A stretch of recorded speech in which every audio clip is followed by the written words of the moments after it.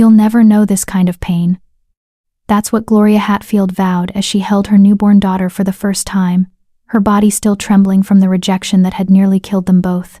But Gloria would learn that some pain was inevitable, the pain of hunger, of cold, of watching your baby suffer because you had nothing to give her. She would learn that in a world where bloodlines mattered more than love, being a rejected Omega with a bastard child meant you were less than nothing. And tonight, as the auctioneer's voice echoed through the slave market and hands reached for her daughter, Gloria was about to discover that sometimes the only way to save what you love is to surrender everything, including yourself, to an alpha king with secrets darker than her own. Chapter 1. The night everything shattered. 3 months ago, Gloria Hatfield had believed in fairy tales. She remembered the exact moment her world had felt complete, standing in the gardens of the Silver Moon Pack estate, her hand resting on her swollen belly, watching the sunset paint the sky in shades of rose and gold. She'd been 6 months pregnant then, glowing with the kind of hope that only comes from carrying life inside you. You'll be loved, she'd whispered to her unborn child. No matter what happens, you'll always be loved. How naive she'd been. Now, as Gloria sat on the filthy floor of the slave trader's wagon, her 3-month-old daughter Rita clutching at her tattered dress, she wondered if love had ever been enough. The wagon jolted over another pothole, and she instinctively tightened her arms around Rita, whose tiny whimpers pierced the darkness like shards of glass. Around her, 12 other women huddled in their own private hells. Some cried silently. Others stared at nothing, their eyes already dead. Gloria recognized that look. It was the same one she'd seen in her mirror every morning since he had rejected her. Lewis Nelson. The name still tasted like poison on her tongue. He'd been everything a young Omega could dream of: handsome, charming, third in command of the Silver Moon Pack. When he'd chosen Gloria as his mate, she'd felt like the luckiest woman alive. Never mind that she was just a low-ranking servant. Never mind that his family had sneered at her plain face and common bloodline. Louis had wanted her, and that had been enough. Or so she'd thought. The memory came unbidden, as it always did in her darkest moments. Louis standing in their small cottage, his face twisted with disgust as she'd shown him the positive pregnancy test. "Get rid of it," he'd said, as casually as if he were discussing the weather. "What?" Gloria had whispered, her hands instinctively moving to protect her stomach. "Louis, this is our baby. It's a mistake." His golden eyes, once so warm when they looked at her, had been cold as winter steel. "I've been chosen to mate with Bethany Gay, the Alpha's niece. The ceremony is in 3 months. Do you really think I'm going to throw away my future for some servant's bastard?" The word had hit her like a physical blow. Bastard. As if their child, their love, had never meant anything at all. "But, you marked me," Gloria had stammered, touching the faint scar on her neck where his teeth had once claimed her as his own. "We're bonded." "A mistake," Louis had repeated. "One I'm correcting. I, Louis Nelson, reject you, Gloria Hatfield, as my mate, and any claim you have on me or my bloodline." The pain had been instantaneous and excruciating, like having her soul ripped from her body. The mate bond, fragile as it was for an Omega and a higher-ranked wolf, had snapped like a too-thin thread.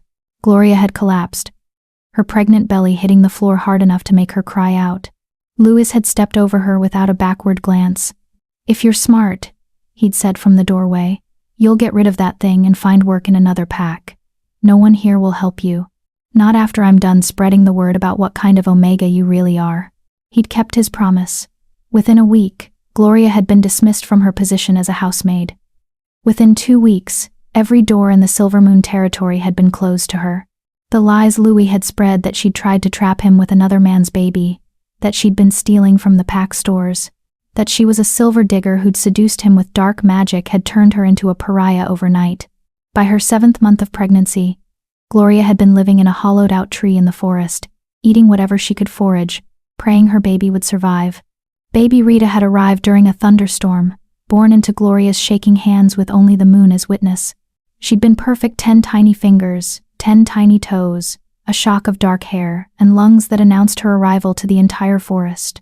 Gloria had wept as she'd held her daughter for the first time, overcome with a love so fierce it physically hurt.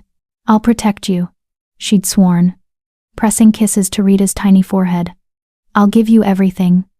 I'll be enough for both of us." But fairy tales didn't come true for Omegas with no pack and no protection. The hunters had found them 2 weeks ago. Gloria had been gathering berries near the river, Rita strapped to her chest in a makeshift sling, when the net had fallen over them both. She'd fought like a wild thing, her dormant wolf rising for the first time in months, teeth bared and claws extended. But silver-laced rope burned like acid against her skin. And within minutes, she'd been bound and gagged, Rita screaming in her arms. "Good catch," one of the hunters had said, examining her with cold, calculating eyes. "Young Omega. Recently given birth. Still producing milk. She'll fetch a decent price at the Blackwater auction." "What about the baby?" another had asked. The first hunter had shrugged. "Baby Omegas sell too. Though this one's pretty young. Might not survive transport." "Then we sell them together," the first hunter had decided. "Some wealthy pack might want a ready-made breeder and her pup. It's been done before." And just like that, Gloria's worst nightmare had become reality. Now, as the wagon rolled toward whatever hell awaited them, Gloria hummed softly to Rita, trying to keep her daughter calm. The baby had been so good throughout this ordeal, only crying when she was hungry or needed changing, as if she somehow understood that their survival depended on not drawing attention. "Almost there," the driver called from the front of the wagon. "Blackwater City, ladies. Some of you are about to get very, very lucky." The laugh that followed made Gloria's skin crawl. Through the slats in the wagon, she caught her first glimpse of Blackwater City, and her heart sank. She'd heard stories about this place, the largest slave market in the Northern Territories, where wolves without packs came to be bought and sold like cattle. The city sprawled like a wound across the landscape, all crumbling stone buildings and narrow, filthy streets. The wagon jerked to a stop in front of a massive stone building with barred windows. The auction house. Even from outside, Gloria could hear the roar of the crowd within, wealthy wolves haggling over flesh, celebrating their purchases with wine and laughter. The door of the wagon swung open, and harsh torchlight flooded in. "Out!" a guard barked. "Single file. Any resistance and you'll be dragged." Gloria's legs shook as she climbed down, clutching Rita close. The other women formed a line, their heads bowed in defeat. Gloria kept her chin up. She wouldn't give these monsters the satisfaction of seeing her break. Not yet. Not while Rita was watching. They were herded into a staging area behind the main auction hall, a large room with stone walls and dirt floors, lit by flickering torches that cast dancing shadows. Guards moved through the crowd of slaves, examining them like horses, noting their ages and conditions on clipboards. A guard stopped in front of Gloria, his eyes dropping to Rita with visible disgust. "This one's got a pup," he called to someone Gloria couldn't see. "What do we do with it?" A woman emerged from the shadows, tall, angular, with the kind of beauty that came from cruelty perfected over years. Her silver hair was pulled into a severe bun, and her gray eyes assessed Gloria with all the warmth of a snake sizing up its prey. "How old is the baby?" the woman asked. 3 months, Gloria answered, her voice stronger than she felt. The woman circled them slowly, her heels clicking on the stone floor. "Can you still nurse?" Gloria's cheeks burned, but she nodded. She'd do anything, endure any humiliation if it meant keeping Rita safe. "Interesting," the woman mused. "We don't often get mother-child sets. The baby's too young to sell separately, probably won't survive without its mother for at least another year." She tapped a finger against her chin thoughtfully. "We'll auction you together. Package deal. Should fetch a decent price from the right buyer." "What kind of buyer?" Gloria whispered. The woman's smile was cold. "The kind who wants a breeder who comes with her own pup. Some alphas prefer it that way, proves you're fertile, shows you're compliant enough to carry to term. And if they don't want the baby," she shrugged. "Well, there are always uses for young Omegas once they're weaned." Horror washed over Gloria in waves. She understood exactly what kind of future awaited her daughter. Rita would be raised in slavery, trained from infancy to be subservient, to accept whatever horrors came her way as normal. By the time she was old enough to fight back, her spirit would already be broken. "No," Gloria breathed. "Please, there has to be another way." "There isn't." The woman's voice was flat. "You're merchandise now, both of you. The sooner you accept that, the easier this will be." She turned to the guard. "Clean her up. Put her in something that doesn't smell like a forest." And for Moon's sake, wash the baby too. We want them presentable. Gloria was dragged to a washing area, nothing more than a pump and a bucket, and forced to strip while guards watched with bored expressions. The water was ice cold, and Rita screamed as Gloria tried to wash them both quickly, her hands shaking with rage and humiliation. They gave her a simple gray dress, thin cotton that did nothing to protect against the cold, and a clean blanket for Rita. Then they were herded into a holding pen with the other slaves, all of them waiting for their turn on the auction block. Gloria found a corner and sank down, wrapping the blanket around Rita and herself. The baby had finally fallen asleep, exhausted from crying, her tiny chest rising and falling with each precious breath. Gloria pressed her lips to Rita's forehead and closed her eyes. "I'm sorry," she whispered. "I'm so sorry, baby girl. I promised I'd protect you, and I've failed. I've failed you so completely." The tears came then, hot and bitter and full of a grief so profound it threatened to swallow her whole. She'd tried so hard. She'd survived the rejection, the pregnancy, the birth, the weeks of living rough in the forest. She'd endured hunger and cold and pain because she'd believed foolishly, stupidly, that love would be enough. But love didn't buy food. Love didn't provide shelter. Love didn't stop hunters from throwing nets over desperate mothers and their babies. Lot 17. A voice boomed from somewhere beyond the holding pen. Female Omega. Age 23. Good teeth. Fertile. Comes with female pup. Age 3 months. Starting bid. 500 silver pieces.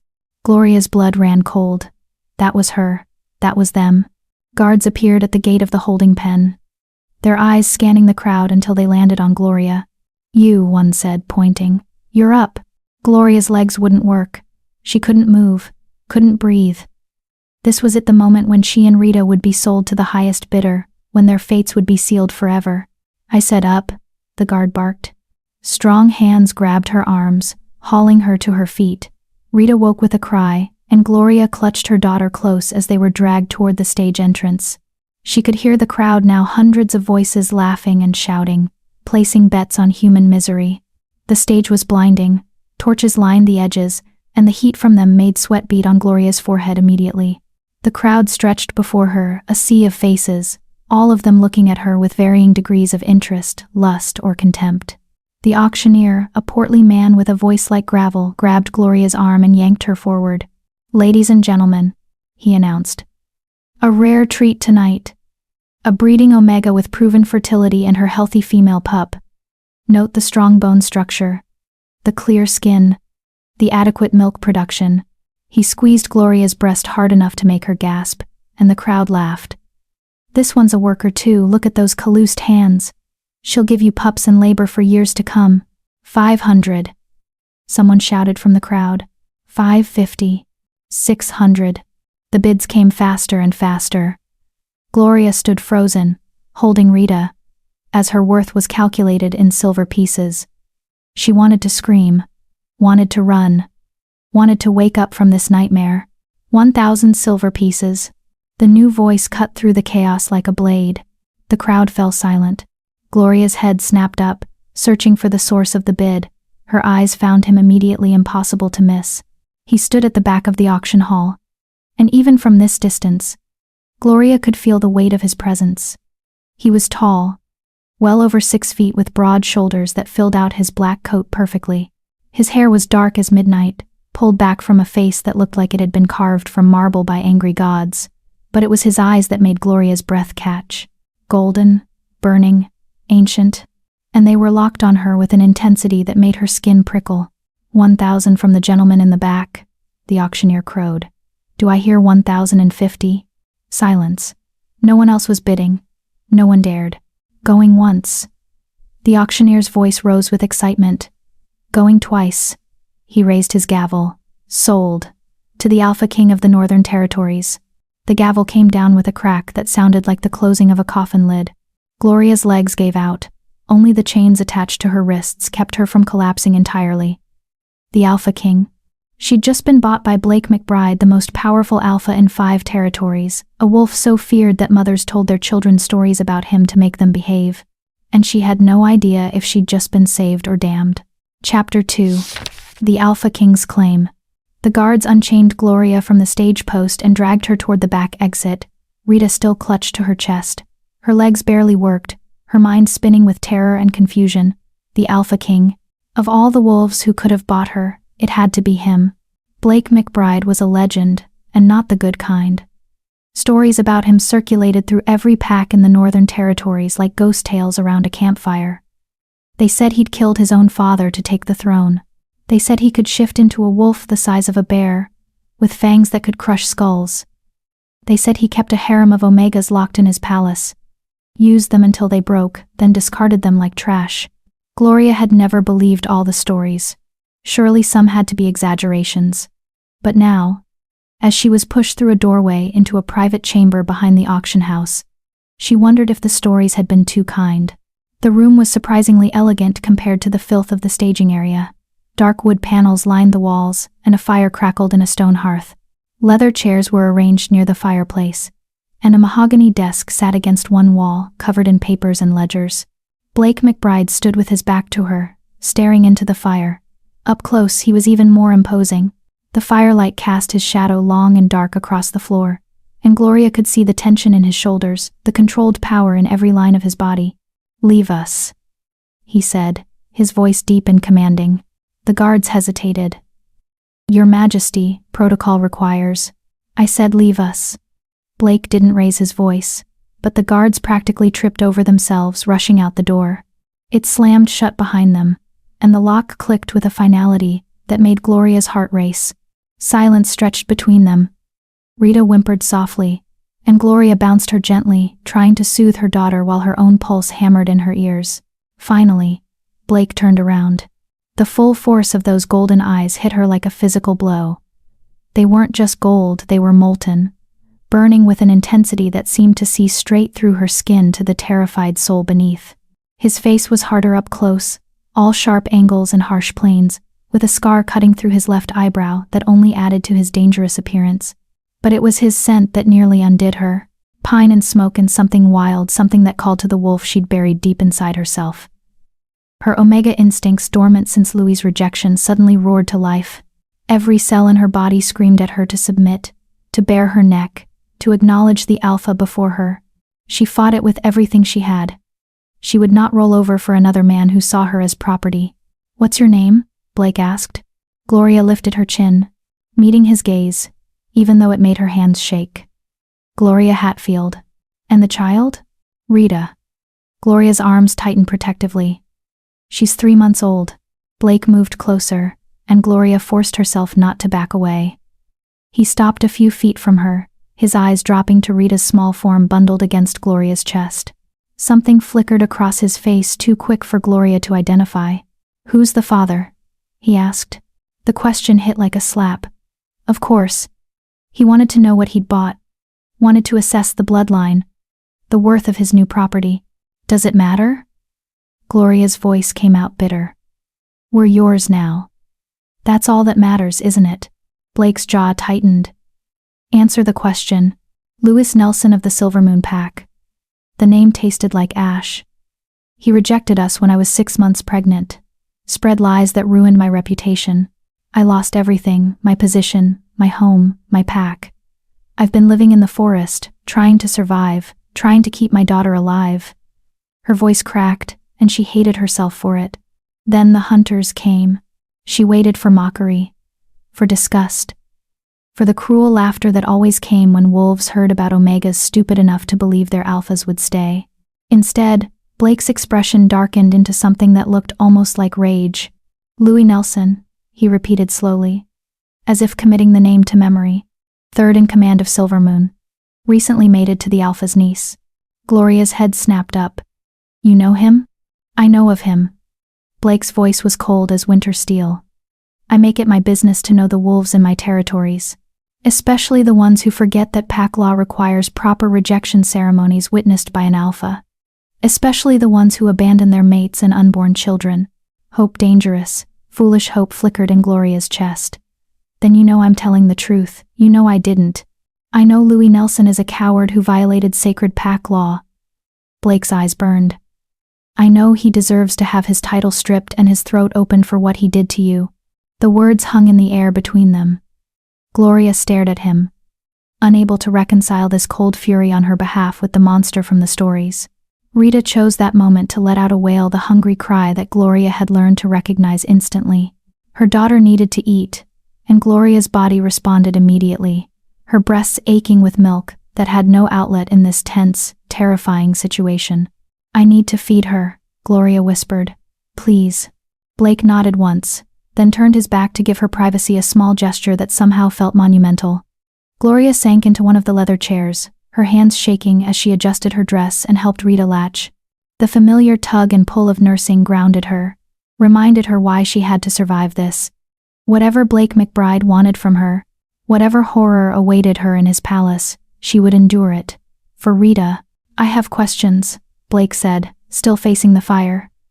"And I need you to answer them honestly. As if I have a choice." Gloria muttered. "You always have a choice." Blake's voice was sharp. "You can lie to me, and I'll know it, and I'll be considerably less inclined to help you. Or you can tell me the truth, and we can figure out what happens next together." Together. The word sounded foreign in the context of an alpha king and his newly purchased slave. "What do you want to know?" Gloria asked carefully. "Why didn't you seek sanctuary in another pack after Louis rejected you?" The question was so absurd that Gloria almost laughed. "You think packs just take in rejected pregnant omegas out of the kindness of their hearts? I tried. Your Majesty. Every pack within 100 miles. They all turned me away. Some said they couldn't afford another mouth to feed.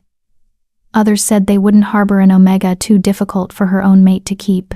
One alpha told me to my face that I must have done something to deserve rejection, and he didn't want problem wolves in his territory."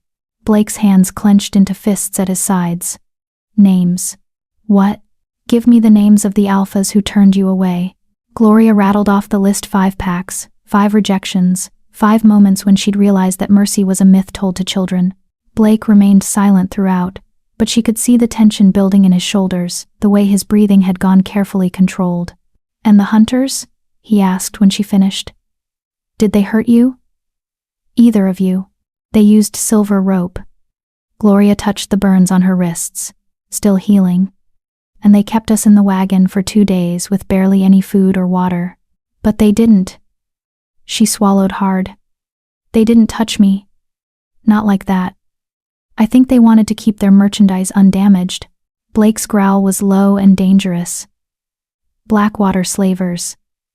I've been trying to shut down their operation for years, but they're like cockroaches, crush one auction house and 2 more pop up." "Why?" Gloria couldn't help asking. "Why would an alpha king care about slavers?" Blake finally turned to face her, and the expression in his eyes made her breath catch. It wasn't cruel. It wasn't cold. It was weary. Ancient and bone-deep weary. "Because slavery is illegal in my territories," he said quietly. "It's been illegal for 10 years since the day I took the throne. But the old ways die hard, and there are wolves who will always see omegas and weaker wolves as property rather than people. I've been buying slaves at these auctions for years, buying them and freeing them, trying to bankrupt the slavers by making their business unprofitable." Gloria's mind reeled. You free them?" "Every single one." Blake moved to his desk and pulled out a leather folder. "I have a network of safe houses throughout the northern territories. Freed slaves are given housing, food, medical care, and job training. Those who want to join packs are sponsored and introduced. Those who prefer independence are given enough coin to start new lives. No strings attached, no debts owed." He was lying. He had to be lying. No one, especially not an alpha king, did things like this out of pure altruism. As if reading her thoughts, Blake's mouth curved into something that might have been a smile if it had reached his eyes. "You don't believe me, should I?" Gloria shot back. "Forgive me, Your Majesty, but I've learned that when something sounds too good to be true, it usually is. What's the catch? What do you really want from me?" Blake studied her for a long moment, and Gloria had the unsettling feeling he was weighing how much truth she could handle. "The catch," he said finally, "is that I need something from you. Something I haven't needed from any of the other slaves I've freed." There it was, the real reason she was here. "What?" Gloria's voice came out barely above a whisper. Blake set the folder down and moved closer, stopping just outside the circle of her personal space. Rita had finished nursing and fallen asleep against Gloria's chest, her tiny face peaceful and milk-drunk. Blake's eyes lingered on the baby for a moment, and again that strange expression flickered across his face, something almost like longing. 3 weeks ago, Blake began, my council informed me that if I don't produce an heir within the next year, they will invoke ancient pack law and force me to step down in favor of my cousin, a sadistic bastard who would undo every reform I've spent a decade implementing. He'd bring back slavery. He'd strip Omegas of the protections I've given them. He'd turn the Northern Territories into a nightmare. Gloria's stomach sank. She knew where this was going. I need a mate, Blake continued, his voice flat. Not for love, not for companionship, for politics, for succession, for keeping a monster off the throne. And I need that mate to already have a child, preferably one young enough that I can claim as my own heir without too many questions. The words hung between them like a guillotine blade. You want to. Gloria couldn't even finish the sentence. I want to claim you as my mate, Blake said bluntly. I want to claim Rita as my legitimate heir. In exchange, you'll have everything you need, safety, security, status, wealth. Rita will grow up as a princess, not a slave. She'll never know hunger or cold or fear. And you'll be free, truly free for the first time, since Louis Nelson destroyed your life. It was too much, too big, too impossible. And if I say no? Gloria whispered. Blake's expression didn't change. Then I'll still free you both. I'll set you up in one of my safe houses with enough coin to live comfortably for years. No one will ever hurt you again. You have my word. Then why would I say yes? The question burst out before Gloria could stop it. If you'll help us anyway, why would I agree to be your fake mate? To live a lie for the rest of my life? Blake was quiet for a moment, and when he spoke, his voice was softer than she'd heard it yet. Because I saw you on that stage, he said. I saw the way you held your daughter even when you were terrified. I saw you keep your chin up when everyone around you had given up. I saw a mother who would walk through fire for her child. His golden eyes met hers. Rita deserves a father who will do the same. And I'm offering to be that father not biologically, but in every way that matters. I'll protect her. I'll teach her. I'll love her as my own. That's not something I can promise any of the other slaves I free. That's something I can only offer you. Tears burned behind Gloria's eyes. It was everything she'd wanted: safety, protection. A father for her daughter who wouldn't abandon them. But it felt like accepting a beautiful cage, trading one form of captivity for another, even if this one came with silk sheets and 3 meals a day. I need time, she whispered. I need to think. You have until morning, Blake said. But Gloria? He waited until she met his eyes. Understand this, I will never force you. Not into my bed, not into affection you don't feel, not into anything you don't freely choose. If you agree to this arrangement, you'll be my mate, in name only. You'll have your own chambers, your own life. The only thing I ask is that we present a united front in public, and that you allow me to be a true father to Rita. And if I fall in love with someone else? The question came from some reckless place inside her. Blake's smile was sad.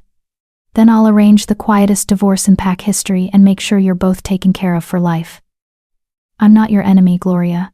I'm just a desperate man trying to save his people from tyranny while giving you and your daughter the life you deserve. He moved toward the door, then paused with his hand on the handle. There's a bedroom through that door. He pointed to a second door she hadn't noticed. Food, clean clothes, everything you need. Rest, recover, decide. Whatever you choose, you're safe tonight. And then he was gone, leaving Gloria alone with her sleeping daughter, and an impossible choice.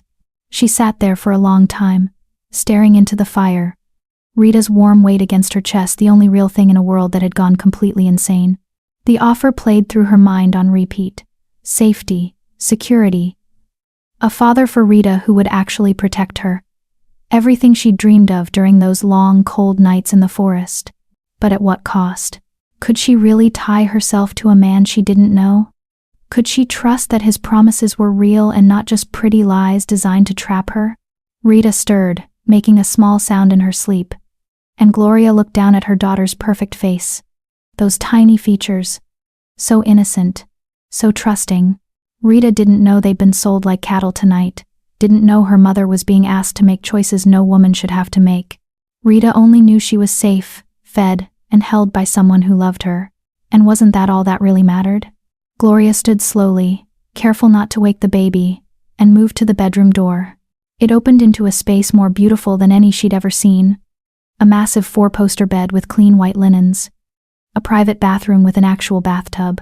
Wardrobes full of clothes in her size. It was a room fit for a queen, or a well-kept slave. She laid Rita in the center of the bed, building a fortress of pillows around her so she couldn't roll off, then sank onto the mattress herself. The softness was almost painful after weeks of sleeping on the hard ground. "What do I do, baby girl?" Gloria whispered to her sleeping daughter. "What's the right choice?" But Rita had no answers. And Gloria wasn't sure there was a right choice, only different versions of survival. She thought about Louis. About the way he'd looked at her with such contempt when she'd needed him most. About how easily he'd thrown them away. She thought about the alphas who'd turned her away from their packs. About the hunters who'd caught them like animals. About the auction block and the crowd laughing at her humiliation. And she thought about Blake McBride, the monster from the stories who'd just offered her daughter everything she'd never be able to give her on her own. By the time dawnlight crept through the windows, Gloria had made her decision. She found Blake in the main room, sitting in one of the leather chairs, looking like he hadn't slept at all. He stood when she entered, his face carefully neutral, and Gloria realized he genuinely had no idea what she'd decided. He was actually nervous. "I have conditions," Gloria said, her voice steady despite her racing heart. Something that might have been hope flickered in Blake's eyes. "I'm listening." "Rita comes first. Always. In every decision. In every situation. If your counsel or your cousin or anyone else threatens her, we're gone. I don't care about titles or wealth, I only care about her safety." "Agreed. I want to be involved in her upbringing. I won't be a decorative mate who smiles and waves while nannies raise my daughter. I'm her mother. That doesn't change. I wouldn't dream of taking that from you." Gloria took a breath, steadying herself for the next part. "And I want honesty. Complete honesty. No games. No manipulation. No pretty lies. If this arrangement stops working for you, you tell me. If you regret this decision, you tell me. I've been lied to and betrayed by enough alphas to last a lifetime. I won't survive it again." Blake moved closer. And Gloria saw something raw in his expression, something almost vulnerable. "I swear on my title, on my throne, on everything I've built, I will never lie to you, Gloria Hatfield. You and Rita will be safe with me. You will be free with me. And you will never have to wonder if I'm the enemy in your bed." He extended his hand, palm up, waiting for her to take it. This was it. The moment everything changed. The moment she chose a new cage. Even if it was gilded and came with promises of safety. Gloria thought of Rita. Of the life her daughter could have as a princess versus the life she'd have as a freed slave. Always looking over her shoulder. Always one bad day away from the auction block again. She placed her hand in Blake's. His fingers closed around hers, warm, strong, solid, real. "I accept your offer," Gloria whispered. "I'll be your mate." Blake's expression transformed not into triumph, but into something that looked almost like relief. He raised her hand to his lips and pressed a kiss to her knuckles, the gesture surprisingly gentle from such a dangerous man. "Thank you," he said quietly. "You won't regret this, I swear it." Gloria wanted to believe him. Needed to believe him. Because she'd just bet everything, her life, her daughter's future, her last scrap of hope on the word of the Alpha King. And if she was wrong, there would be no coming back from it. Chapter 3. The Palace of Thorns. The journey to Blake's palace took 3 days by carriage. 3 days of watching the landscape transform from the grimy streets of Blackwater City to rolling hills dotted with pine forests, and finally to the mountain fortress that served as the seat of power for the Northern Territories. Gloria had expected something cold and forbidding. The stories about Blake McBride always painted him as a king of ice and shadow, so naturally his home would reflect that darkness. She wasn't prepared for beauty. The palace rose from the mountainside like something out of a dream, all white stone and soaring towers, with massive windows that caught the sunlight and threw it back in dazzling cascades.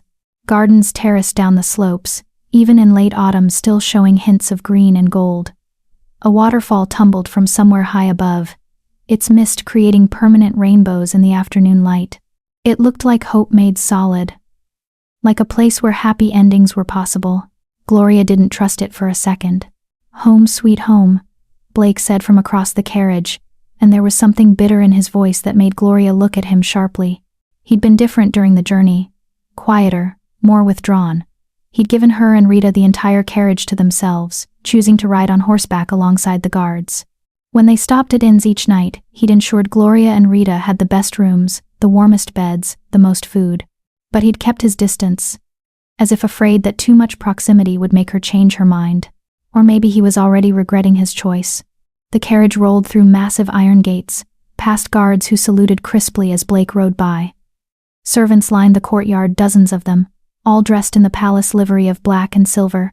They bowed as Blake dismounted, their faces carefully neutral. Gloria clutched Rita closer, suddenly very aware of how out of place she looked.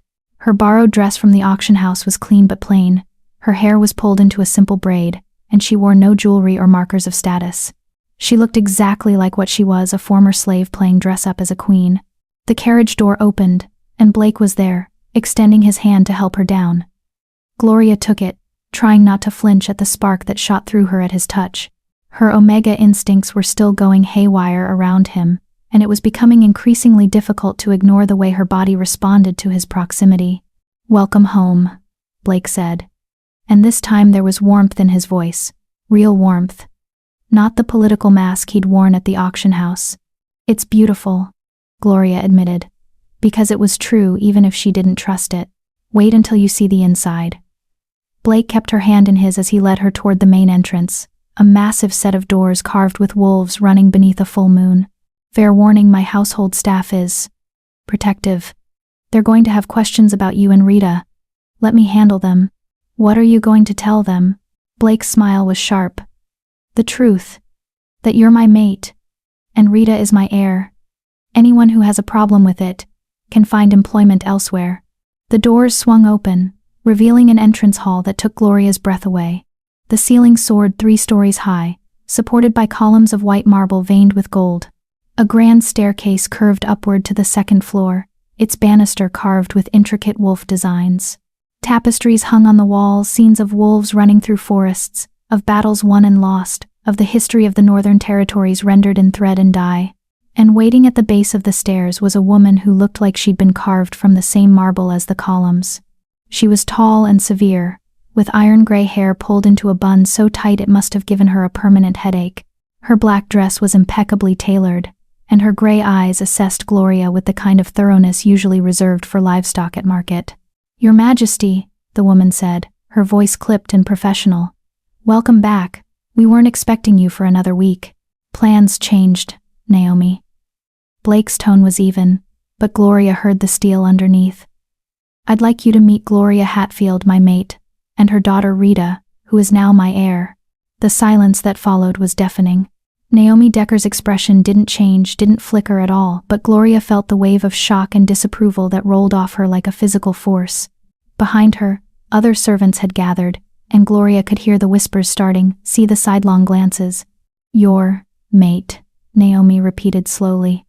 "Forgive me, Your Majesty, but I was under the impression that you were not pursuing matrimony at this time. Things change." Blake's hand tightened slightly on Gloria's. "Gloria and Rita will be residing in the Queen's wing. Please ensure everything is prepared immediately, fresh linens, food, clothing in appropriate sizes, and whatever supplies are needed for an infant. I want everything ready within the hour." Naomi's lips pressed into a thin line. "Of course, Your Majesty. Though I should mention that the Queen's wing has been closed since your mother's death. It will take considerable time to properly." "1 hour, Naomi." Blake's voice dropped into a tone that made even Gloria's spine straighten. "Is that going to be a problem?" The head housekeeper's jaw tightened, but she bowed stiffly. "No, Your Majesty. It will be done." "Excellent." Blake turned to Gloria, and his expression softened slightly. "Naomi will show you to your rooms. I have council meetings I've delayed long enough. We'll dine together tonight, and I'll introduce you to the key members of my household." He pressed a quick kiss to her forehead, a gesture that looked natural but felt performative, meant for the watching servants, and strode off down a side corridor, leaving Gloria alone with a woman who clearly wanted her dead.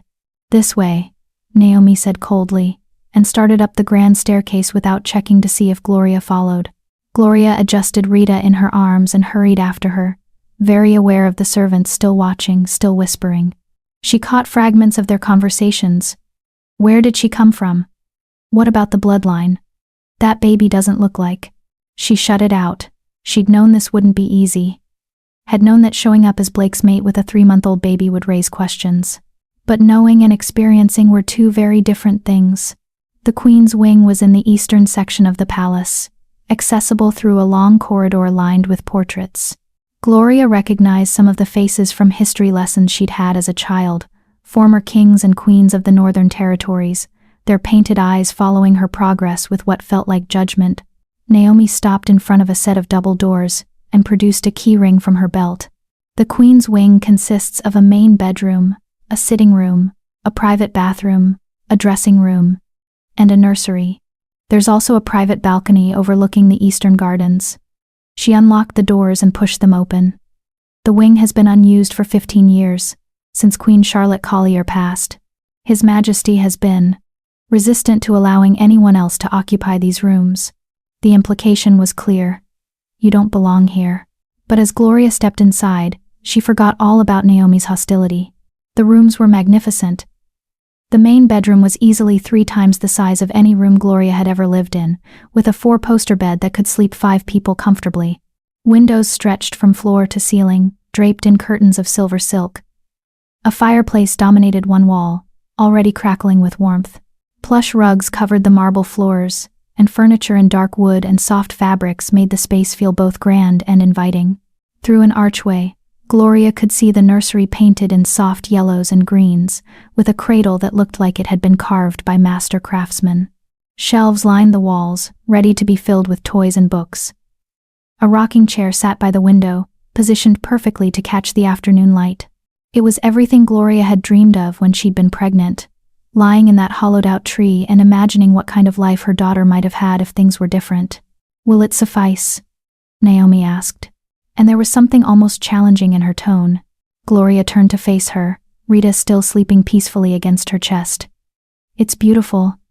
Thank you for preparing it so quickly." Naomi's expression flickered surprise, maybe, that Gloria had thanked her. "I'll send maids up with clothing and supplies. Dinner is served at 7 o'clock sharp. His Majesty expects punctuality. I'll be ready." Naomi nodded stiffly and turned to leave, but Gloria's voice stopped her. "Naomi? Can I ask you something?" The housekeeper turned back slowly. "Yes? How long have you worked for Blake?" "His Majesty," Naomi corrected sharply. "And I've served the royal family for 35 years. I was here when Queen Charlotte died. I was here when King Ferdinand Blake's father met his end. I've watched His Majesty transform from an angry boy into the man he is today." Her gray eyes bored into Gloria's. "I know him better than anyone alive. And I know when someone is using him." There it was, the real accusation. "I'm not using him," Gloria said quietly. "I'm trying to survive." "There's a difference." "Is there?" Naomi's voice was cold. "You show up out of nowhere with a baby. No pack, no family, no status. Within days, you're wearing a crown and living in rooms that have been sealed for 15 years. Forgive me if I'm skeptical of your intentions." Gloria could have been angry, could have pulled rank, reminded Naomi that she was speaking to her queen now, but she understood the woman's protectiveness. If Gloria had served someone for 35 years, watched them suffer and struggle and fight, she'd be suspicious of strangers too. "I don't expect you to trust me," Gloria said. "I wouldn't trust me either, in your position. But I'm asking you to watch, really watch, and judge me by my actions, not your assumptions. I'm not here to hurt Blake. I'm here because he offered me and my daughter safety when no one else would. That's all." Naomi studied her for a long moment, and Gloria met her gaze steadily. Finally, the housekeeper's expression softened barely, but enough to notice. "His Majesty has a kind heart," Naomi said quietly. "Too kind for a king. People have taken advantage of that before, hurt him before. If I see even a hint that you're doing the same, Omega or not, maid or not, I will make your life here a living hell. Do we understand each other? Perfectly, Gloria said. Naomi nodded once and left, closing the doors behind her with a decisive click. Gloria let out a breath she hadn't realized she'd been holding and moved to one of the windows. From here, she could see the eastern gardens Naomi had mentioned, terraced levels of carefully maintained greenery, with paths winding between flower beds and ornamental trees. Beyond that, the forest stretched dark and deep, and beyond that, mountains rose like the spine of some sleeping giant. It was the most beautiful prison she'd ever seen. Rita stirred against her chest, waking slowly. Her tiny face scrunched up, and Gloria knew she had maybe 2 minutes before the hungry crying started. Let's get you fed, baby girl, Gloria murmured, settling into the rocking chair by the nursery window. As Rita nursed, Gloria let herself really think about what she'd agreed to. This was her life now, these rooms, this palace, this role as Blake's mate. No going back, no changing her mind. She'd made her choice on that desperate night in Blackwater, and now she had to live with it. The question was, could she? A knock at the door interrupted her thoughts. Come in, Gloria called, adjusting her dress to maintain modesty. 3 young maids entered, their arms loaded with boxes and garment bags. They couldn't have been more than 20, and they all wore identical expressions of barely contained curiosity. Begging your pardon, my lady. The first one said, a petite blonde with bright blue eyes. We're here to help you get settled. I'm Rosa Willis, and this is Marian Vega and Mildred Jackson. Just Gloria is fine, Gloria said, but Rosa shook her head firmly. Oh no, my lady, you're the queen now. We have to use proper titles. She set her boxes down and immediately moved to the massive wardrobe, starting to hang up dresses. His Majesty sent word that we're to provide you with everything you need. Clothing, jewelry, toiletries, everything.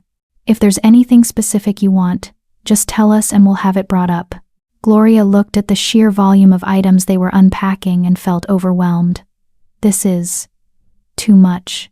Nonsense, Marian said cheerfully. She was tall and dark-haired, with warm brown eyes. You're the queen. This is the bare minimum. Wait until you see what His Majesty had commissioned for the formal events. Formal events? Gloria's stomach dropped. Mildred, a curvy redhead with freckles, paused in her unpacking. Oh yes, my lady. There's the Autumn Harvest Ball next week, the Council Dinner in 2 weeks, the Northern Alliance Summit next month. His Majesty keeps a very full social calendar. You'll need appropriate attire for all of it. Gloria's head spun. She'd barely survived the last 3 months living in a forest, and now she was expected to attend balls and dinners and summits. She didn't know how to be a queen. Didn't know how to navigate politics or make small talk with nobles. She was going to embarrass Blake, going to prove Naomi right that she didn't belong here. Hey, Rosa said softly. And suddenly she was kneeling beside Gloria's chair, her expression kind. I can see you're panicking. Don't. His Majesty knows what he's doing. He wouldn't have brought you here if he didn't think you could handle it. But I can't, Gloria whispered. I was a housemaid. I don't know anything about being a queen. Then you'll learn, Marian said firmly. We'll help you. Naomi will help you once she stops being suspicious, which she will. And His Majesty will help you. You're not alone in this. The kindness was unexpected and almost more difficult to handle than Naomi's hostility. Gloria blinked back tears, not wanting to fall apart in front of these women who were already doing so much for her. Rita had finished nursing and was staring up at Gloria with those big, dark eyes, so trusting, so innocent. She had no idea that her mother was drowning, barely keeping her head above water. Let us take her for a bit, Mildred offered, extending her arms. Give you a chance to bathe and change into something comfortable. We'll watch her right here in the nursery. You can see us the whole time. Gloria hesitated. She hadn't let Rita out of her arms for more than a few minutes since the hunters had taken them. The thought of handing her daughter to strangers made her chest tight with panic. But these women weren't hunters. They were Blake's household staff, and if she was going to survive here, she had to start trusting someone. Okay, Gloria whispered, carefully transferring Rita into Mildred's capable arms. But if she cries, we'll bring her right back, Mildred promised. Go on. Take a proper bath. Rosa will help you. The bathroom was as magnificent as everything else. Marble floors, a bathtub big enough to swim in, and bottles of soaps and oils that smelled like lavender and roses. Rosa ran the water hot, and helped Gloria out of her auction house dress, her expression carefully neutral when she saw the silver burns on Gloria's wrists and the other scars that mapped her recent suffering. "You've been through hell," Rosa said quietly. "Yes," Gloria agreed. There was no point in lying. "Well, you're safe now. His Majesty won't let anything happen to you or your baby. He's a good man, my lady. I know the stories make him sound like a monster, but those of us who work here, we know the truth. He cares. More than any king should, my mother always says. He takes on everyone's pain like it's his responsibility to fix the world." Gloria sank into the hot water and let out a sigh as the heat soaked into her aching muscles. Why does he do it? The freeing slaves, the reforms, all of it. What's in it for him? Rosa was quiet for a moment, gathering towels. "That's not my story to tell, my lady. But if you really ask him, I think he might answer. He's more honest than most kings." Before Gloria could press further, Marian appeared in the doorway. "My lady, there's someone here to see you. Says it's urgent." Gloria's heart jumped. "Who?" "His name is Stanley Shoemaker. He's the palace physician. Says His Majesty sent him to examine you and the baby, make sure you're both healthy after your ordeal." "Right. Of course. Blake would want to ensure his new heir was actually healthy enough to serve her purpose." Gloria pushed down the cynical thought and climbed out of the bath. Rosa wrapped her in towels and helped her into a soft robe, dark green silk that felt like water against her skin. The physician was waiting in the sitting room, a kind-faced man in his 50s with silver hair and gentle hands. He smiled when Gloria entered, and it actually reached his eyes. "Your Majesty," he said, bowing slightly. "I'm Dr. Shoemaker. I've been the palace physician for 20 years, and I'd like to perform a basic examination to ensure you and your daughter are in good health. Nothing invasive, I promise. Just some routine checks." Gloria nodded, and for the next hour, she submitted to the doctor's gentle ministrations. He examined the silver burns on her wrists, applied salve that immediately soothed the pain, and checked Rita, thoroughly weighing her, listening to her heart, looking in her ears and mouth. "She's perfect," he finally announced. "Healthy weight, good reflexes, no signs of malnutrition despite your recent hardships. You've done an excellent job keeping her safe, Your Majesty." The praise made Gloria's throat tight. "Thank you." Dr. Shoemaker packed up his bag and turned to her with a more serious expression. "His Majesty also asked me to ensure you understand that you have access to anything you need, contraceptives, medical care, anything. He was very specific that I make clear you're in control of your own body. If you ever need anything at all, you come directly to me. Not the maids, not the nurses, me. Your health and autonomy are paramount." Gloria stared at him. Blake had thought of that? Had made sure she knew she had options, had control? Maybe Rosa was right. Maybe he really was different.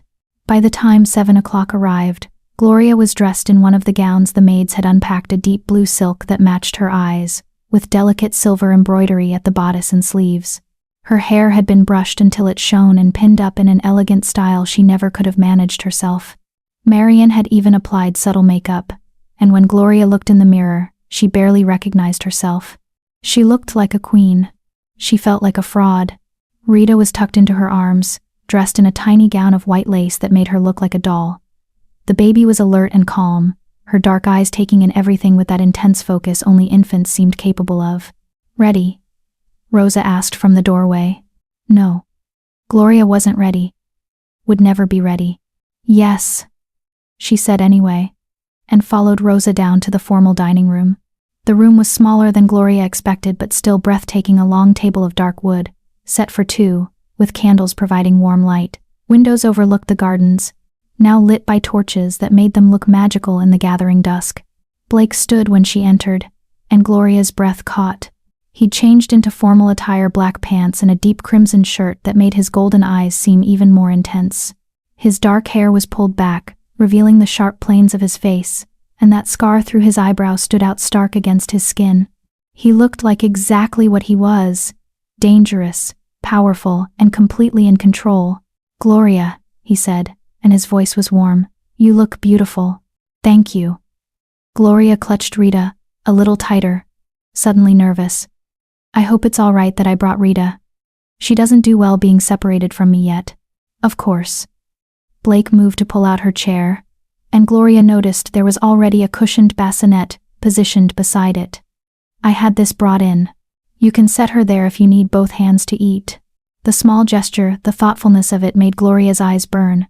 She settled Rita in the bassinet, and the baby immediately grabbed onto a ribbon attached to it, content to play. Servants appeared with food, roasted meat, fresh vegetables, bread still warm from the oven, and desserts that looked almost too beautiful to eat. Gloria's stomach growled embarrassingly loud, and Blake smiled. Eat, he said. Please. You don't have to be polite or wait for permission. This is your home now. They ate in comfortable silence for a few minutes, and Gloria tried not to moan at how good real food tasted after weeks of berries and whatever small game she could catch. How was your first day? Blake asked finally. Gloria considered lying, then remembered his promise of honesty. Overwhelming. Naomi hates me. Your staff is whispering about me, and I'm terrified I'm going to embarrass you at whatever events I'm apparently supposed to attend. Blake set down his fork. Naomi doesn't hate you. She's protective. Give her time. As for the staff. He paused. They'll talk. It's inevitable. But their opinions don't matter. Only yours does. And the events? We'll face them together. Blake's expression was serious. Gloria, I know I've thrown you into the deep end. I know this is all happening too fast. But I meant what I said. You're not alone. Anything you need to learn, I'll teach you. Anyone who disrespects you will answer to me. You're my mate now. That means something in this palace. Gloria met his eyes across the table. What does it mean to you? The question hung between them, heavy with implications. Blake was quiet for a long moment, his golden eyes searching her face. It means I'll keep my promises. It means Rita will never want for anything. It means you're under my protection.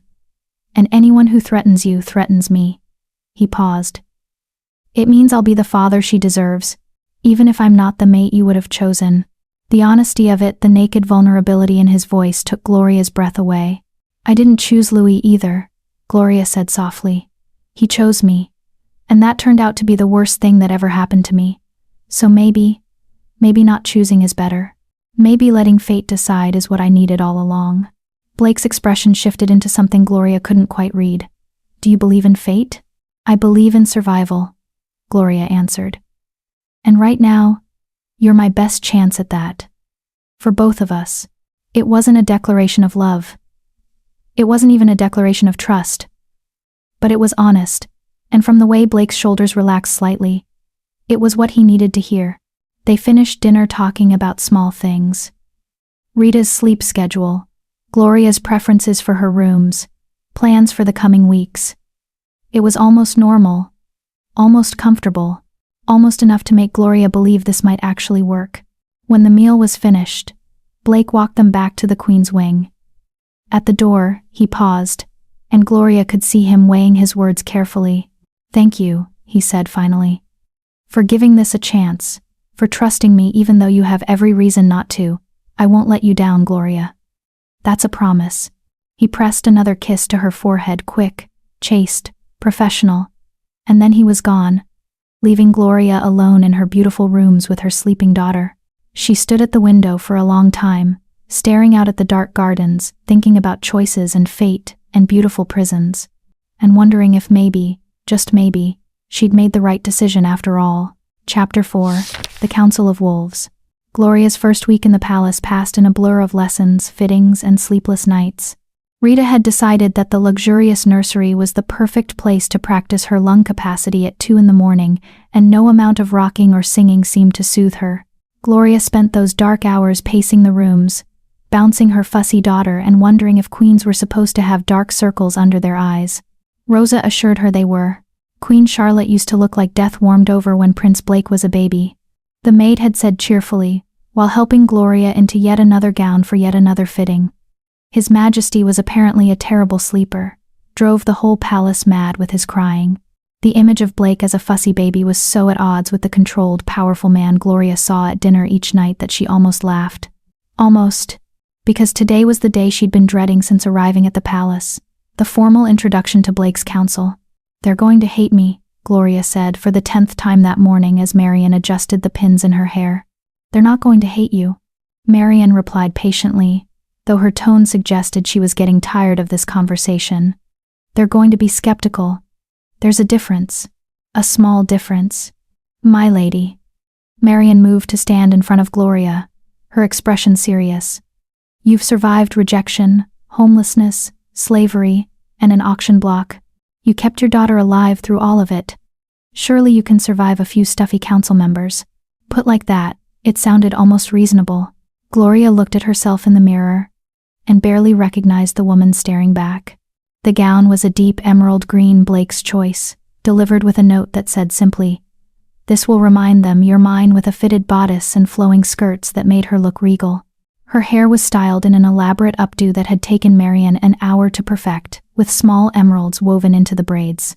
She wore a necklace of silver and emeralds also from Blake that probably cost more than every possession she'd ever owned combined. She looked like a queen. She felt like a servant playing dress-up. "Rita's fed and content with Mildred," Rosa said, appearing in the doorway. "His Majesty is waiting in the council chamber. Are you ready?" "No. Absolutely not." "Yes." Gloria lied, and followed Rosa through the palace corridors. The council chamber was in the western wing. Access through a series of increasingly grand hallways lined with more portraits of dead royalty. Gloria tried not to think about how all of them were probably judging her from their painted perches, questioning what right she had to walk these halls.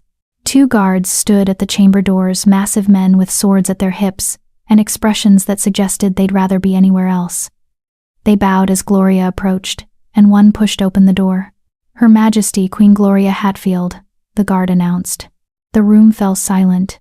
Gloria stepped through the doorway and immediately wanted to turn around and run. The council chamber was circular, with a domed ceiling painted with constellations. A round table dominated the center, dark wood polished to a mirror shine, and around it sat 7 men and women, all dressed in fine clothing that screamed wealth and power. At the head of the table sat Blake, looking every inch the king in black and silver, his golden eyes tracking Gloria's entrance with an expression she couldn't read. "Gentlemen, lady," Blake said, his voice carrying authority that made even Gloria straighten her spine. "May I present my mate, Queen Gloria Hatfield?" The silence stretched. Then a man at Blake's right, elderly, with white hair and a beard that reached his chest, stood slowly. "Your Majesty," he said, his voice gravelly with age. "Forgive me, but this is unexpected. We were not informed you were pursuing a mating bond." "That's because it's none of the council's business, Christopher," Blake replied coolly. "My personal life is my own, not when it affects succession." Another council member interjected, a woman in her 40s with sharp features and sharper eyes. She wore her dark hair in a severe bun, and her gaze on Gloria was openly hostile. "The council has rights regarding matters of heirs and bloodlines. You cannot simply appear with a mate and child and expect us to accept it without question." Blake's expression darkened. "I can, and I do. Gloria is my mate. Rita is my heir. That's final." "Is it?" The woman, Gloria didn't know her name yet, leaned forward. "Because I see a woman with no pack history, no bloodline records, and a child who conveniently appears just when you need an heir to satisfy our ultimatum.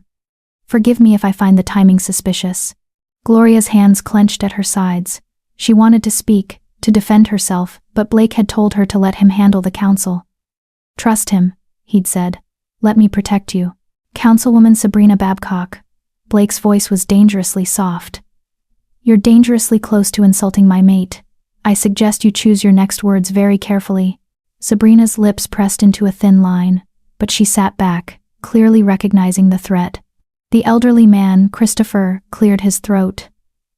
"Your Majesty, no one is questioning your choice. We simply seek clarity. Where did you meet Queen Gloria? What is her pack history?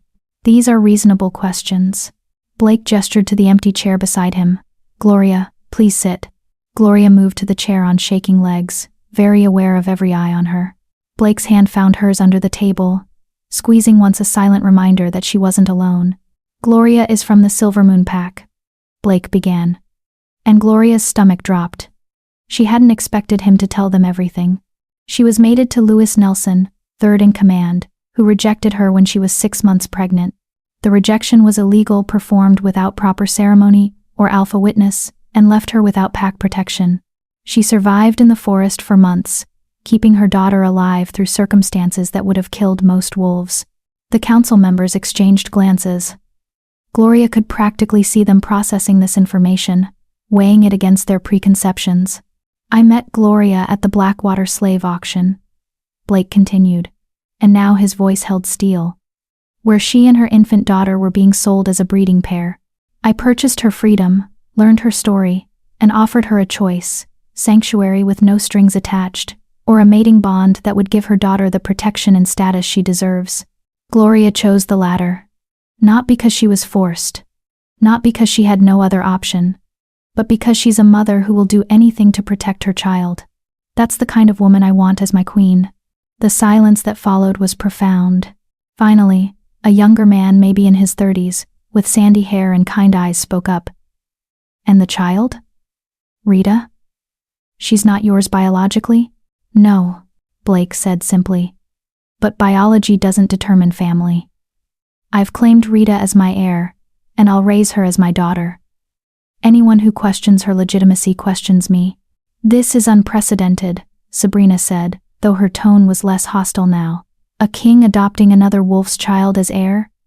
The other territories will never accept it. Then they can take it up with me directly. Blake's eyes flashed gold, his wolf rising to the surface. I am Alpha King of the Northern Territories. My word is law. Rita is my heir. Gloria is my queen. This discussion is over. Is it? The challenge came from a man Gloria hadn't noticed before, sitting in the shadows at the far end of the table. He was younger than most of the council, maybe early 30s, with dark hair slicked back and eyes that reminded Gloria of a snake. Because last I checked, the council has the authority to reject a mating bond if it's deemed unsuitable. Blake's entire body went rigid. Fernando Dickey, I should have known you'd be the one to push back. Fernando smiled, and it was the coldest expression Gloria had ever seen. I'm simply concerned about the integrity of our bloodline. You're asking us to accept a mate who was rejected by her first alpha, clearly damaged goods, and a bastard child from that failed mating. What message does that send to the other packs? The words hit Gloria like physical blows. Damaged goods. Bastard child. She'd heard those phrases before, had them thrown at her by Louis and his family, but hearing them here in this room, from a council member who held power over her future, made her blood boil. Careful, Fernando. Blake's voice was lethal. You're speaking about my mate and daughter. Am I wrong? Fernando leaned back in his chair, completely at ease despite the danger radiating from Blake.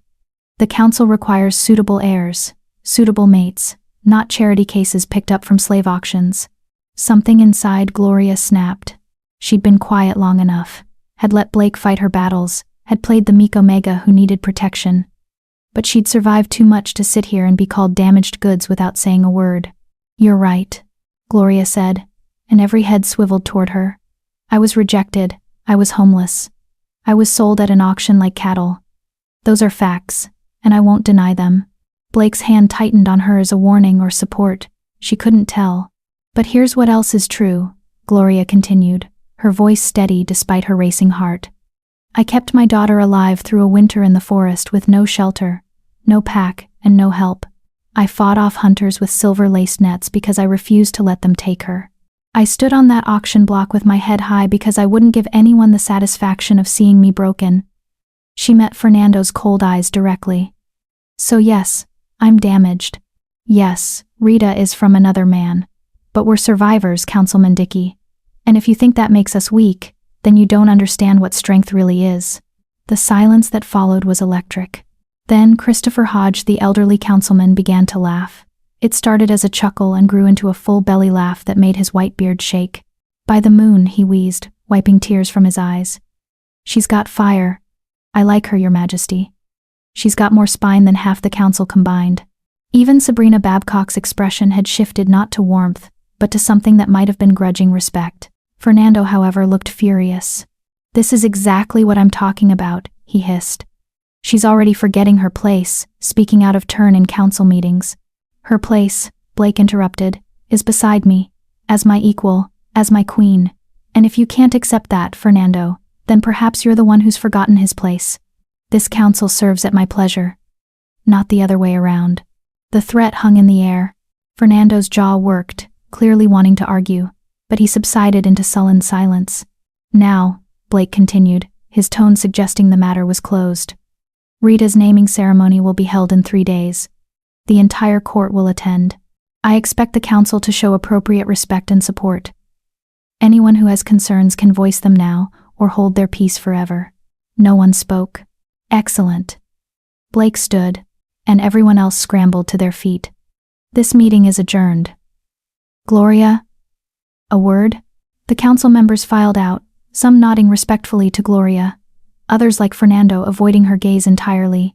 When the last one had left and the door had closed behind them, Blake turned to Gloria with an expression she couldn't read. That was incredibly stupid, he said. Gloria's heart sank. I'm sorry, I know I shouldn't have spoken, but he called Rita a bastard and It was incredibly stupid, Blake repeated, and also incredibly brave. You just earned Christopher's respect, which is worth more than gold in this court. And you put Fernando in his place, which no one's been able to do in years. He was smiling. Actually smiling, a real, genuine smile that transformed his entire face. You're not angry? Gloria whispered. Angry? Blake laughed, a sound Gloria had never heard from him before. I'm impressed. You stood up to the council on your first day. Most queens don't manage that in their first year. His expression sobered. But Fernando is dangerous, Gloria. He's my cousin next in line for the throne if I die without an heir. He's been fighting my reforms since day one, and he sees you and Rita as threats to his power. You need to be careful around him. I can handle Fernando Dickey, Gloria said with more confidence than she felt. Blake's hand came up to cup her cheek, the first time he'd touched her face since the night at the auction house. His thumb traced her cheekbone gently. I know you can. But you shouldn't have to. That's why I'm here. The moment stretched between them, charged with something Gloria didn't want to name. Blake's golden eyes searched hers, and for just a second, Gloria wondered what it would be like if this arrangement were real, if he looked at her like this because he wanted to, not because he had to. Then Rita's cry echoed from somewhere in the palace, and the moment shattered. That's my cue, Gloria said, stepping back. She's probably hungry.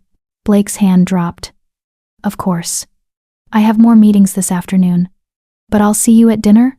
Yes, dinner. Gloria fled the council chamber, her heart pounding for reasons that had nothing to do with fear. As she hurried through the corridors toward the Queen's wing, she tried to ignore the warmth still lingering on her cheek where Blake had touched her. This was a political arrangement. A mutually beneficial agreement. Nothing more.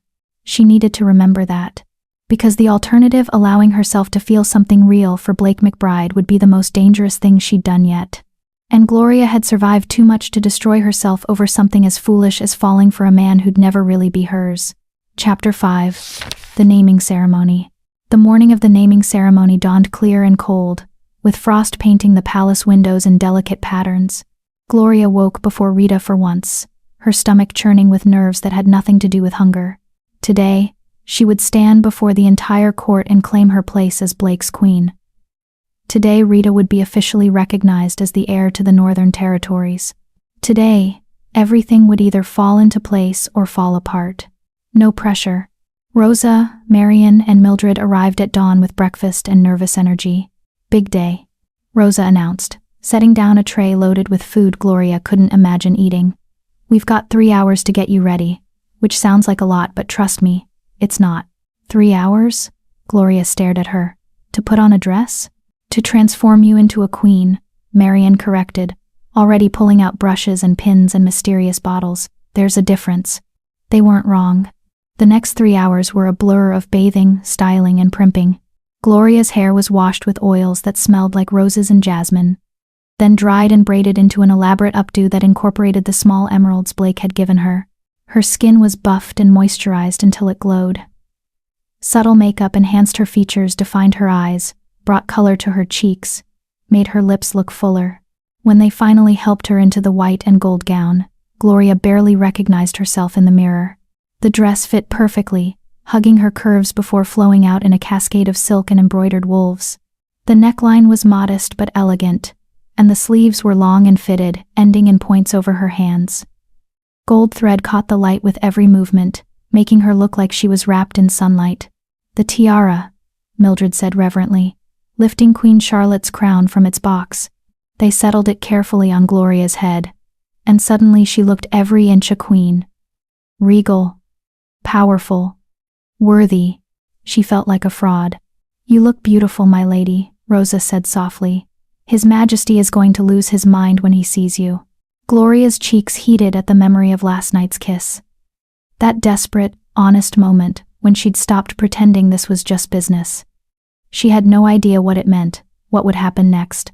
But the thought of seeing Blake's reaction to her transformation made her heart race for reasons that had nothing to do with the ceremony. A soft knock at the door interrupted her thoughts. "Come in," Gloria called. The door opened to reveal Blake, and Gloria's breath caught. He was dressed in formal royal attire, black pants and coat with silver embroidery that matched the palace livery, a crimson shirt beneath that brought out the gold in his eyes. His dark hair was pulled back, revealing the sharp planes of his face, and that scar through his eyebrow. A silver crown sat on his head, simpler than Gloria's tiara but no less impressive. He looked like a king from legends, powerful and dangerous and beautiful. But it was the expression on his face when he saw her that made Gloria's knees weak. He stared at her like she'd stolen the breath from his lungs. Like she was the most beautiful thing he'd ever seen. Like she was real and his and precious beyond measure. "Gloria," he breathed, and her name on his lips sounded like a prayer. The maids quietly excused themselves, sensing they were intruding on something private.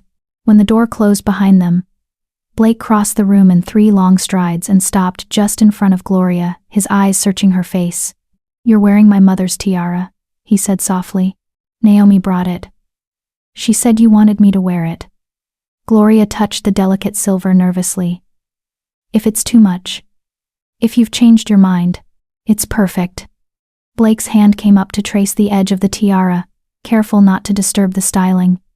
"You're perfect. My mother would have loved you." The words hit Gloria like a physical blow, so sincere, so raw with emotion that she couldn't doubt them. "Blake, I know what you're going to say," he interrupted. "That this is happening too fast. That you're not ready. That we barely know each other. And you're right. But Gloria?" He cupped her face in his hands. "I don't care. I don't care that we've only known each other 2 weeks. I don't care that this started as a political arrangement. What I feel when I look at you, that's real. What I feel when I hold Rita, that's real, and I'm done pretending otherwise." Gloria's heart hammered against her ribs. "What are you saying?"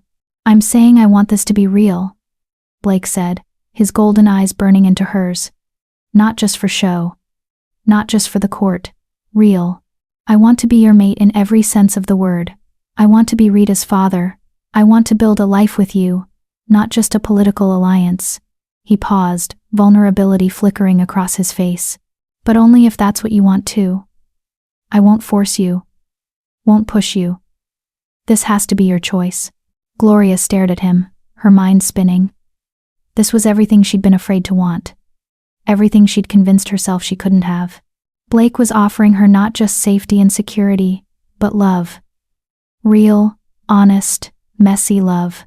And God help her, she wanted it. "I'm terrified," she whispered. "Terrified of wanting this and having it ripped away. Terrified of trusting you and being wrong. Terrified that I'm not enough for you, not smart enough, not elegant enough, not worthy of a king." "Then be terrified with me," Blake said. "Because I'm scared too. Scared of failing you the way my father failed my mother. Scared of letting you down. Scared that you'll wake up one day and realize you deserve better than a king with blood on his hands and ghosts in his past." His thumb traced her cheekbone. "But I'm willing to be scared if it means I get to be with you." "Are you?" Gloria thought about Louis. About how he'd promised forever and delivered heartbreak. About how she'd sworn she'd never trust another alpha again. But Blake wasn't Louis. Blake had kept every promise he'd made. Had protected her and Rita without asking for anything in return. Had given her choices instead of demands. Had shown her through actions, not just words, that he valued her. Blake was different, and maybe, just maybe, different was worth the risk. "Yes," Gloria breathed. "I want this to be real. I want us to be real." Blake's smile was brilliant. He leaned down and kissed her deep and claiming and full of promise, and Gloria melted into him, her hands fisting in his coat as she kissed him back with everything she had. When they finally broke apart, both breathing hard, Blake rested his forehead against hers. After the ceremony, he murmured, "We're going to have a very long conversation about what this means, about boundaries and expectations, and how we move forward. But right now," he pulled back to look at her. "Right now, we have a daughter to present to the court. We have a daughter. Not you have, or your daughter. We." Gloria's eyes burned with unshed tears. "Let's go show them what a real family looks like." They collected Rita from the nursery, where Rosa had dressed her in a tiny white gown with gold embroidery that matched Gloria's dress. The baby was wide awake and alert, her dark eyes taking in everything with that intense focus only infants managed. "You ready to be a princess, baby girl?" Gloria whispered, pressing a kiss to Rita's forehead. Rita made a small cooing sound that they all chose to interpret as yes. Blake offered Gloria his arm, and together they walked through the palace corridors toward the throne room. Servants and guards bowed as they passed, but Gloria barely noticed. All her focus was on putting one foot in front of the other, on not tripping in this magnificent dress, on not dropping her daughter. The throne room doors loomed before them, massive oak carved with wolves and moons, currently closed as the court gathered inside. "Ready?" Blake asked quietly. "No," Gloria admitted, "but let's do this anyway." Blake squeezed her hand once, then nodded to the guards. They pushed open the doors, and a herald's voice rang out across the throne room. "All rise for His Majesty King Blake McBride and Her Majesty Queen Gloria Hatfield and Princess Rita." The throne room was packed. Hundreds of wolves stood in their finest clothes, nobles from every pack in the Northern Territories. Council members in formal robes, courtiers and dignitaries, and representatives from allied kingdoms. They all turned as one to watch Gloria and Blake's entrance. The silence was deafening. Gloria lifted her chin and walked forward, Blake solid and steady beside her.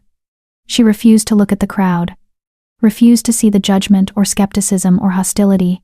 She focused on the throne at the far end of the room, 2 chairs side by side, one for the king and one for the queen. Her throne.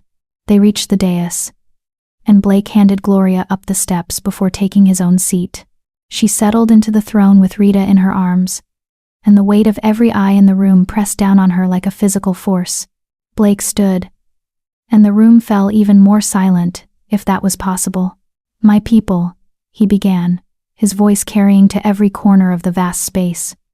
"We gather today for a sacred ceremony, the naming and recognition of my heir. Princess Rita will be formally acknowledged as my daughter and the future queen of the Northern Territories." A ripple went through the crowd. Gloria caught sight of Fernando Dickey near the front, his expression dark with barely concealed fury. "I know there are questions," Blake continued, his tone hardening slightly. "Questions about bloodlines and legitimacy and tradition. So let me address them now, publicly, so there can be no confusion going forward." He turned to look at Gloria, and his expression softened. "Rita is not my biological daughter. She is the child of Gloria's first mate, a wolf who rejected them both in violation of pack law. When I met Gloria and Rita, they had been sold at a slave auction, treated like property, stripped of every dignity. I bought their freedom, and then I offered Gloria a choice sanctuary with no strings, or a mating bond that would give Rita the protection and status she deserved." Blake's eyes swept the crowd. Gloria chose to accept my offer. And in doing so, she gave me something I never expected: a family, a daughter to raise, a mate to stand beside, a reason to remember that being king isn't just about power and politics. It's about protecting those who can't protect themselves. It's about building something better for the next generation. He held out his hand, and Gloria stood, Rita still cradled against her chest. Blake's fingers closed around hers, warm and steady and real. "Rita may not share my blood," Blake said, his voice ringing with conviction. "But she shares my name, my protection, my love. She is my heir, and anyone who challenges that challenges me directly." The threat hung in the air. Fernando stepped forward, and Gloria's stomach dropped. "Your Majesty," he said, his voice dripping with false politeness, "while we all admire your charitable nature, the law is clear. An heir must be of direct royal bloodline. Adoption, while noble, does not satisfy the succession requirements. You're citing the old laws, Blake replied coolly. Laws written 300 years ago when the territories were smaller and threats were external. But we don't live in that world anymore, Fernando.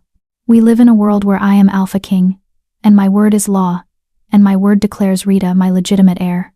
Your word can be challenged, Fernando countered, by the council, by the other territories, by anyone who believes the succession line has been compromised. His smile was sharp. You're asking us to accept an Omega's bastard as our future queen. Forgive me if some of us find that difficult. The word bastard echoed through the throne room like a gunshot.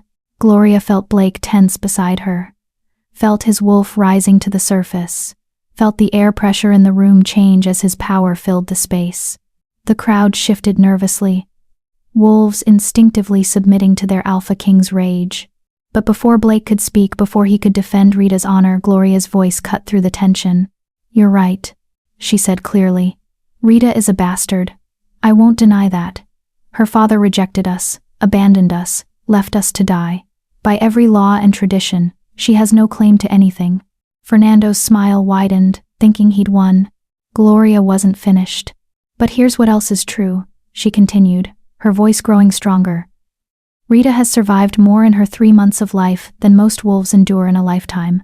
She was born in a forest during a thunderstorm, with no one but her mother to help. She's lived through cold and hunger and fear. She was sold at an auction as property before she could even lift her own head. Gloria's eyes swept the crowd. And she survived. Not because she had a crown or a bloodline or a prestigious father. She survived because she's a fighter. Because she's strong. Because she refused to give up, even when the world had given up on her. Gloria lifted Rita slightly, showing her to the court. That's the kind of queen you want. Not someone who had power handed to them by accident of birth, but someone who earned their strength through suffering. Someone who understands what it means to fight for survival. The throne room was utterly silent. So yes, Gloria said, meeting Fernando's cold eyes directly. Rita is a bastard, but she's also a survivor, and that makes her more qualified to rule than any pampered prince or princess who's never known hardship. If you believe Rita deserves more than the title bastard, if you believe Gloria earned her right to stand here, please like this video. The silence stretched for 1 heartbeat. 2. Then Christopher Hodge began to clap. It started slow, just the elderly councilman's hands coming together in steady applause. But then others joined. First one noble, then another, then a whole section of the court. Within seconds, the throne room was filled with applause. Wolves standing and showing their support not because they had to, but because Gloria's words had moved them. Fernando's expression was murderous. Blake's hand found Gloria's, squeezing hard. When she looked at him, his eyes were shining with pride, and something that looked a lot like love. Well said, my queen, he murmured. The applause finally died down, and Blake raised his hand for silence. The ceremony will proceed, he announced. Priest Manuel, if you would. A man in ceremonial robes, Priest Manuel McLean, Gloria assumed, stepped forward carrying an ornate bowl of water and a ceremonial knife. This was the formal part. The tradition that bound Rita to the royal bloodline through magic as much as law. Blake took the knife and pricked his thumb, letting 3 drops of blood fall into the water. Then he handed the knife to Gloria, who did the same despite her shaking hands. Finally, he dipped his fingers in the now pink water and traced a symbol on Rita's forehead, an ancient marking that signified pack bonding. By blood and water, and the witness of the moon, Priest Manuel intoned. I declare Rita Hatfield recognized as Princess Rita McBride, heir to the Northern Territories, daughter of King Blake and Queen Gloria, protected by pack law and pack magic until her last breath. Magic shimmered through the air, tangible and electric. Gloria felt it settle over Rita like a blanket, felt the bond snap into place, connecting her daughter to Blake in a way that went deeper than words or law. Rita was his now. In every way that mattered. The baby let out a small cry, not of pain but of surprise, and then settled, her tiny hand wrapping around Blake's finger where he'd traced the symbol. It is done, Priest Manuel declared. The court erupted in applause again, and this time it felt genuine. Gloria looked out at the sea of faces and saw acceptance mixing with the skepticism. Not everyone would embrace Rita immediately, but they'd witnessed the bonding. They'd heard Gloria's defense. They'd seen Blake's determination. It was a start. The formal ceremony concluded, and the court was dismissed to the ballroom for the celebration feast. Gloria stood on shaky legs, Rita now sleeping peacefully in her arms despite all the noise and magic. "You were magnificent," Blake said quietly as they descended from the dais. "That speech, Gloria? You silenced the entire court. Do you know how rare that is?" "I was terrified," Gloria admitted. "I thought Fernando was going to find some loophole to invalidate everything. He tried." Blake's smile was sharp. "And you destroyed his argument more effectively than I ever could have. The court respects strength, and you showed them exactly how strong you are." They made their way to the ballroom, where tables groaned under the weight of food and wine. Music played, not the formal court music Gloria expected, but something warmer, more celebratory. Wolves mingled and laughed, the tension of the ceremony giving way to genuine celebration. Christopher Hodge approached them almost immediately, his white beard practically glowing in the candlelight. "Your Majesties," he said with a bow. "Congratulations. That was the most entertaining naming ceremony I've attended in 50 years. "Entertaining?" Blake raised an eyebrow. "You publicly eviscerated Fernando's argument and challenged 3 centuries of tradition." Christopher's eyes twinkled. "I haven't had that much fun since the Great Pack War of '95. Despite herself, Gloria laughed. Other nobles approached throughout the evening, offering congratulations that ranged from genuine to obviously forced. Gloria smiled and nodded and tried to remember all the names and titles that swirled past. Blake stayed close, his hand at the small of her back, a constant reminder that she wasn't alone. Fernando kept his distance, lurking near the edges of the ballroom, with a group of wolves who wore similar expressions of displeasure. Gloria tried not to stare, but she could feel his eyes on her, calculating, hostile, waiting. "He's planning something," she murmured to Blake during a brief lull.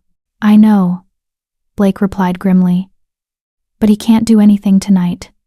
Not without looking petty and vindictive in front of the entire court. He'll wait, bide his time, look for an opening." His jaw tightened. "I'll be ready." "We'll be ready," Gloria corrected. Blake looked down at her, and the love in his eyes made her breath catch. "Yes, we will." The celebration continued late into the night. By the time Blake and Gloria finally escaped to their chambers, Rita was fast asleep and Gloria's feet were screaming in protest of the beautiful but torturous shoes. Blake walked Gloria to the Queen's Wing entrance, and they stood there in the quiet hallway, the sounds of the party fading behind them. "Thank you," Gloria said softly. "For today. For everything. For making me feel like I belong." "You do belong," Blake replied. "Here, with me, with Rita. This is where you're meant to be." He leaned down and kissed her, slow and sweet, and full of promise. When he pulled back, his expression was serious. "I meant what I said earlier. About wanting this to be real. About building a life together." His hand came up to cup her cheek. "But I want to do this right, Gloria. Court you properly. Let you set the pace. You've been through enough forced situations. I want this to be your choice, every step of the way." Gloria's heart swelled. "What if I don't want to wait? What if I'm tired of being careful and cautious?" Blake's eyes darkened. "Then tell me what you want." Gloria stood on her toes and whispered in his ear exactly what she wanted. No more separate chambers, no more pretending, no more holding back. Blake's sharp intake of breath told her he'd heard every word. "Are you sure?" he asked, his voice rough. "Once we cross that line, there's no going back to the arrangement we had before." "I don't want to go back," Gloria said firmly. "I want to go forward, with you. As your real mate. Not just your political solution." Blake swept her up into his arms, Rita's bassinet floating behind them on a spell Gloria didn't know he could cast.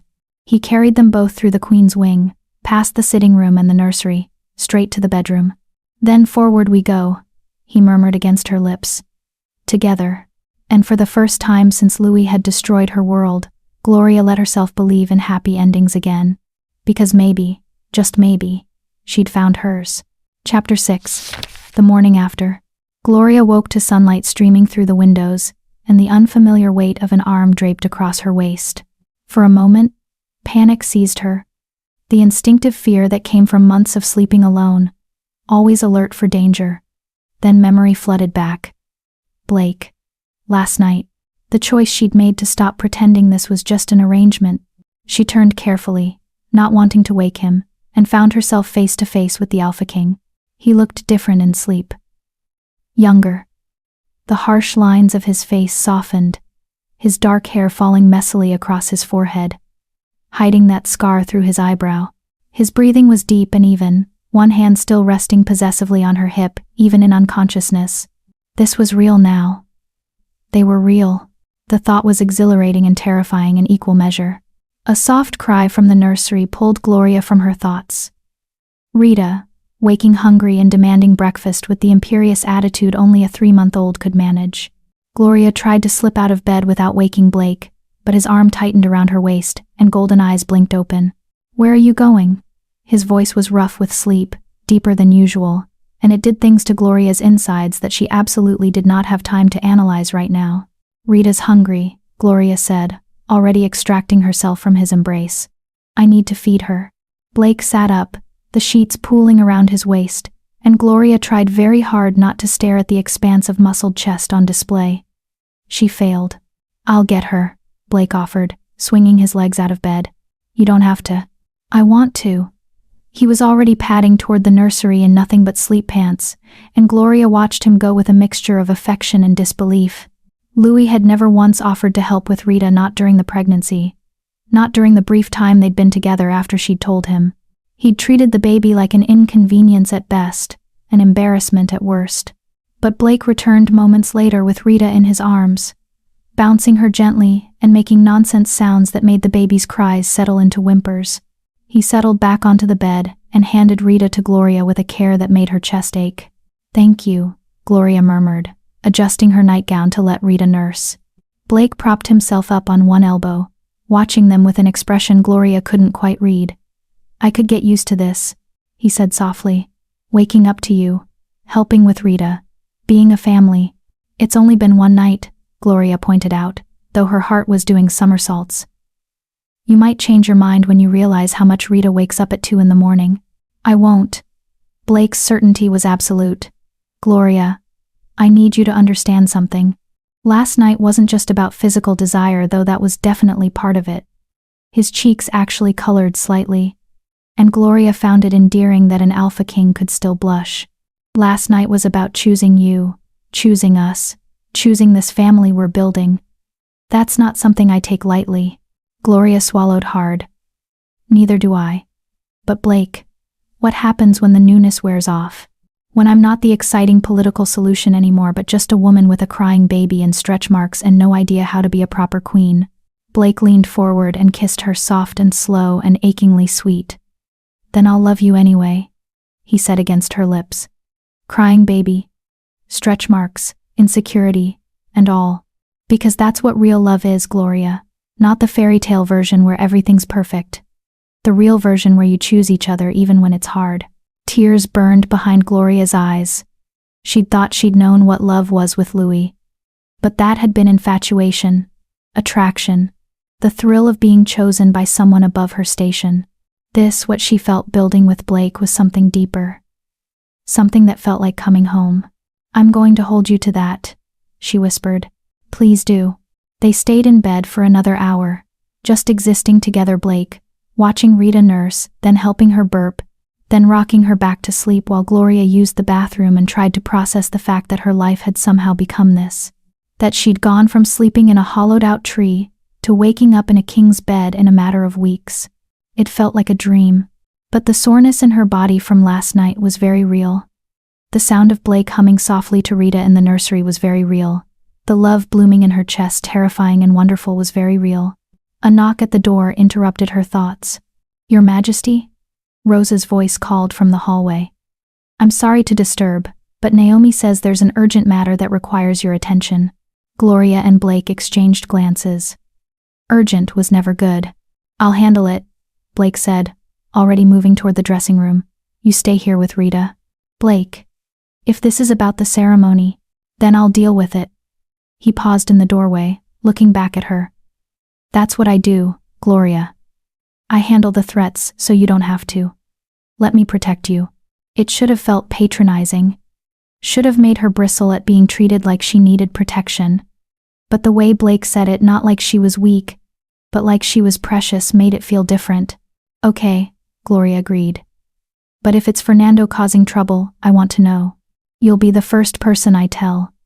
Blake dressed quickly, pressing one more kiss to her forehead before heading out. Gloria settled back into bed with Rita, who'd woken again and was staring at her with those big dark eyes. What do you think, baby girl? Gloria whispered. Did your mama make the right choice? Rita made a gurgling sound that Gloria chose to interpret as approval.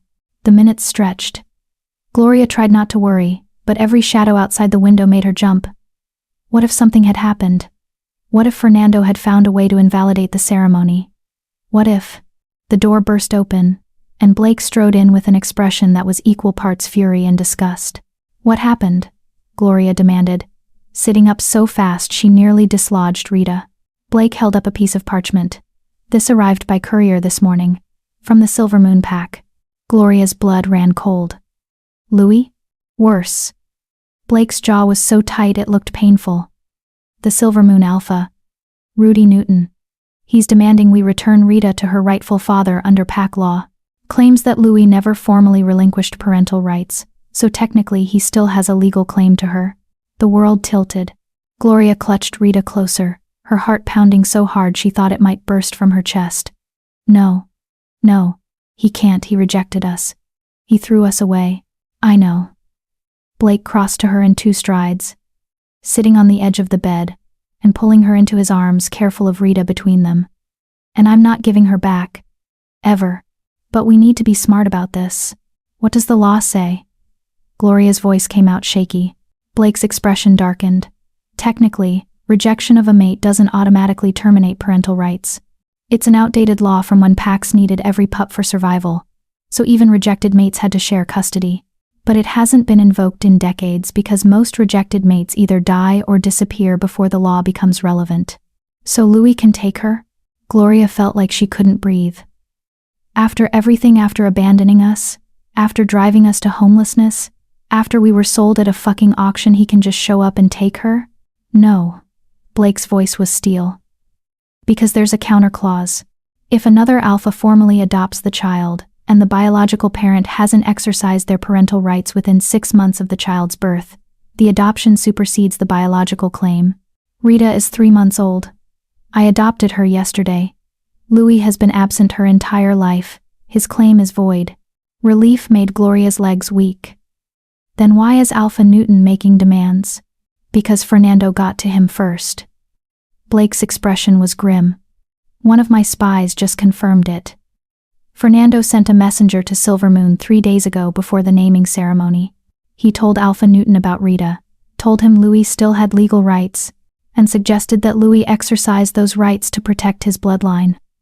Newton sees an opportunity to embarrass me and weaken my position. Louis sees an opportunity to save face. Claiming his daughter back makes him look honorable, instead of like the coward who rejected a pregnant mate. Gloria's grip on Rita tightened. They're using her. Using my baby as a political pawn. Yes. Blake's hand covered hers where it rested on Rita's back. But they're not going to win. I'm sending a formal response to Newton denying the claim. And I'm calling Louis here to the palace to publicly relinquish his parental rights in front of the council and court. He'll have to choose. Acknowledge that he abandoned Rita and gave up his rights. Or challenge me directly for custody. And if he challenges? Gloria whispered. Blake's smile was sharp and dangerous. Then I'll remind him exactly who I am. And why challenging an alpha king is a very bad idea. Gloria wanted to feel reassured. Wanted to trust that Blake's power and position would protect them. But she'd learned the hard way that power didn't always win. Sometimes cruelty and manipulation and technicalities won instead. When? She asked. When is Louis coming? I'm demanding he appear within 3 days. If he refuses, I'll consider it a formal relinquishment of rights and move forward with making Rita's adoption permanent and uncontestable. 3 days.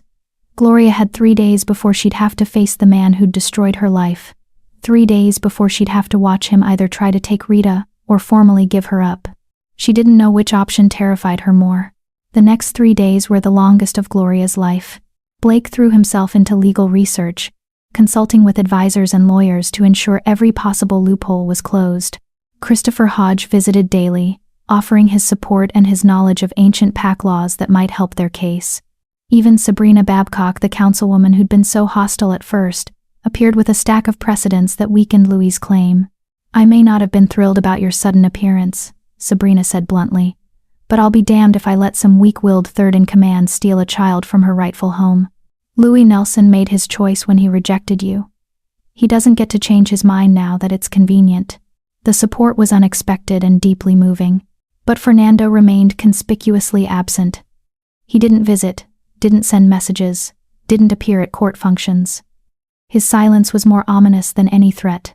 On the morning of the third day, Gloria stood at her window watching the palace gates, Rita sleeping peacefully in her arms. She'd barely slept the past 2 nights, too terrified that somehow Louis would appear early and try to steal Rita in the darkness. Blake appeared behind her, his arms wrapping around her waist, chin resting on her shoulder. "He'll be here within the hour," he murmured. "Are you ready?" "No." Gloria's voice was barely a whisper. "How do I face him, Blake? How do I stand in the same room with the man who destroyed me and pretend I'm not terrified?" "You don't pretend." Blake turned her gently to face him. "You let yourself be terrified. And then you do it anyway. Because you're not the same woman Louis rejected. You're stronger now. You've survived things that would have broken him. And you have something he'll never have: people who actually give a damn about you." Gloria leaned into his strength, drawing comfort from his solid presence. "What if he tries to take her? What if there's some loophole we missed? Then I'll stop him." Blake's voice was absolute. "By law or by force. Whatever it takes. Rita is ours, Gloria. Ours. No weak, cowardly wolf is going to change that." A horn sounded from the gates, the signal that guests had arrived. Gloria's heart lurched. "He's here." "We're here," Blake corrected. "Together. Let's go show Louis Nelson what a mistake he made." They made their way to the throne room, where the council had already gathered along with select members of the court. This wasn't a public spectacle. Blake had insisted on keeping it relatively private to protect Rita from becoming gossip fodder, but there were enough witnesses to make anything said here legally binding. Gloria took her place on her throne, Rita in her arms. Blake sat beside her, his hand finding hers and squeezing once. Across the room, Fernando lurked near the back with a small smile that made Gloria's skin crawl. The doors opened, and 2 figures entered. Louis Nelson looked exactly as Gloria remembered, handsome in a polished, aristocratic way, with golden hair and eyes that had once made her heart race. He wore fine clothes that screamed wealth, and he walked with the confidence of a wolf who'd never known real hardship. Beside him was Bethany Gay, the Alpha's niece, Louis's new mate. She was beautiful in the way expensive things were beautiful: perfectly styled blonde hair, flawless skin. A dress that probably cost more than Gloria had earned in a year as a housemaid. But her expression was cold, assessing, looking at Gloria like she was an insect that had crawled across her path. Louis's eyes found Gloria, and something flickered across his face. Surprise, maybe. Or was that regret? Then his gaze dropped to Rita, and his expression hardened into something Gloria couldn't read. "Louis Nelson of Silvermoon Pack," Blake's voice rang out, formal and commanding. "You stand before the throne of the Northern Territories to address a claim regarding parental rights to Princess Rita McBride, formerly known as Rita Hatfield. State your case." Louis stepped forward, his jaw tight. "Your Majesty, I come seeking justice. That child," he pointed at Rita, and Gloria's arms tightened protectively, "is my daughter. My blood. Gloria was my mate when she conceived. Under Pack law, I retain parental rights regardless of the complications that arose between us." Complications. Gloria's voice cut through the room like a knife before she could stop herself. "Is that what you call rejecting your pregnant mate? Spreading lies about her? Leaving her homeless and starving?" "Gloria." Blake's voice held a warning. They'd agreed she wouldn't speak unless spoken to directly, but the sight of Louis standing there, calling Rita that child, like she was an object instead of a person, made rage burn through her veins. Louis's eyes narrowed. "I was protecting my position, my future. Surely you understand politics, Your Majesty." He directed this at Blake. Sometimes sacrifices must be made for the greater good. Sacrificing your child isn't politics, Blake replied coldly. It's cowardice. But let's address your claim directly. You assert you have parental rights. Tell me, Louis Nelson, when was the last time you saw your daughter? Louis shifted uncomfortably. When Gloria was 6 months pregnant. Before the birth. And have you made any attempt to see her since? To provide for her? To ensure her safety and well-being? I was told Gloria died in childbirth, Louis said. And it was so smoothly delivered that Gloria almost believed he believed it. I had no idea she or the child survived until Alpha Newton received word from. He trailed off, clearly not wanting to implicate Fernando.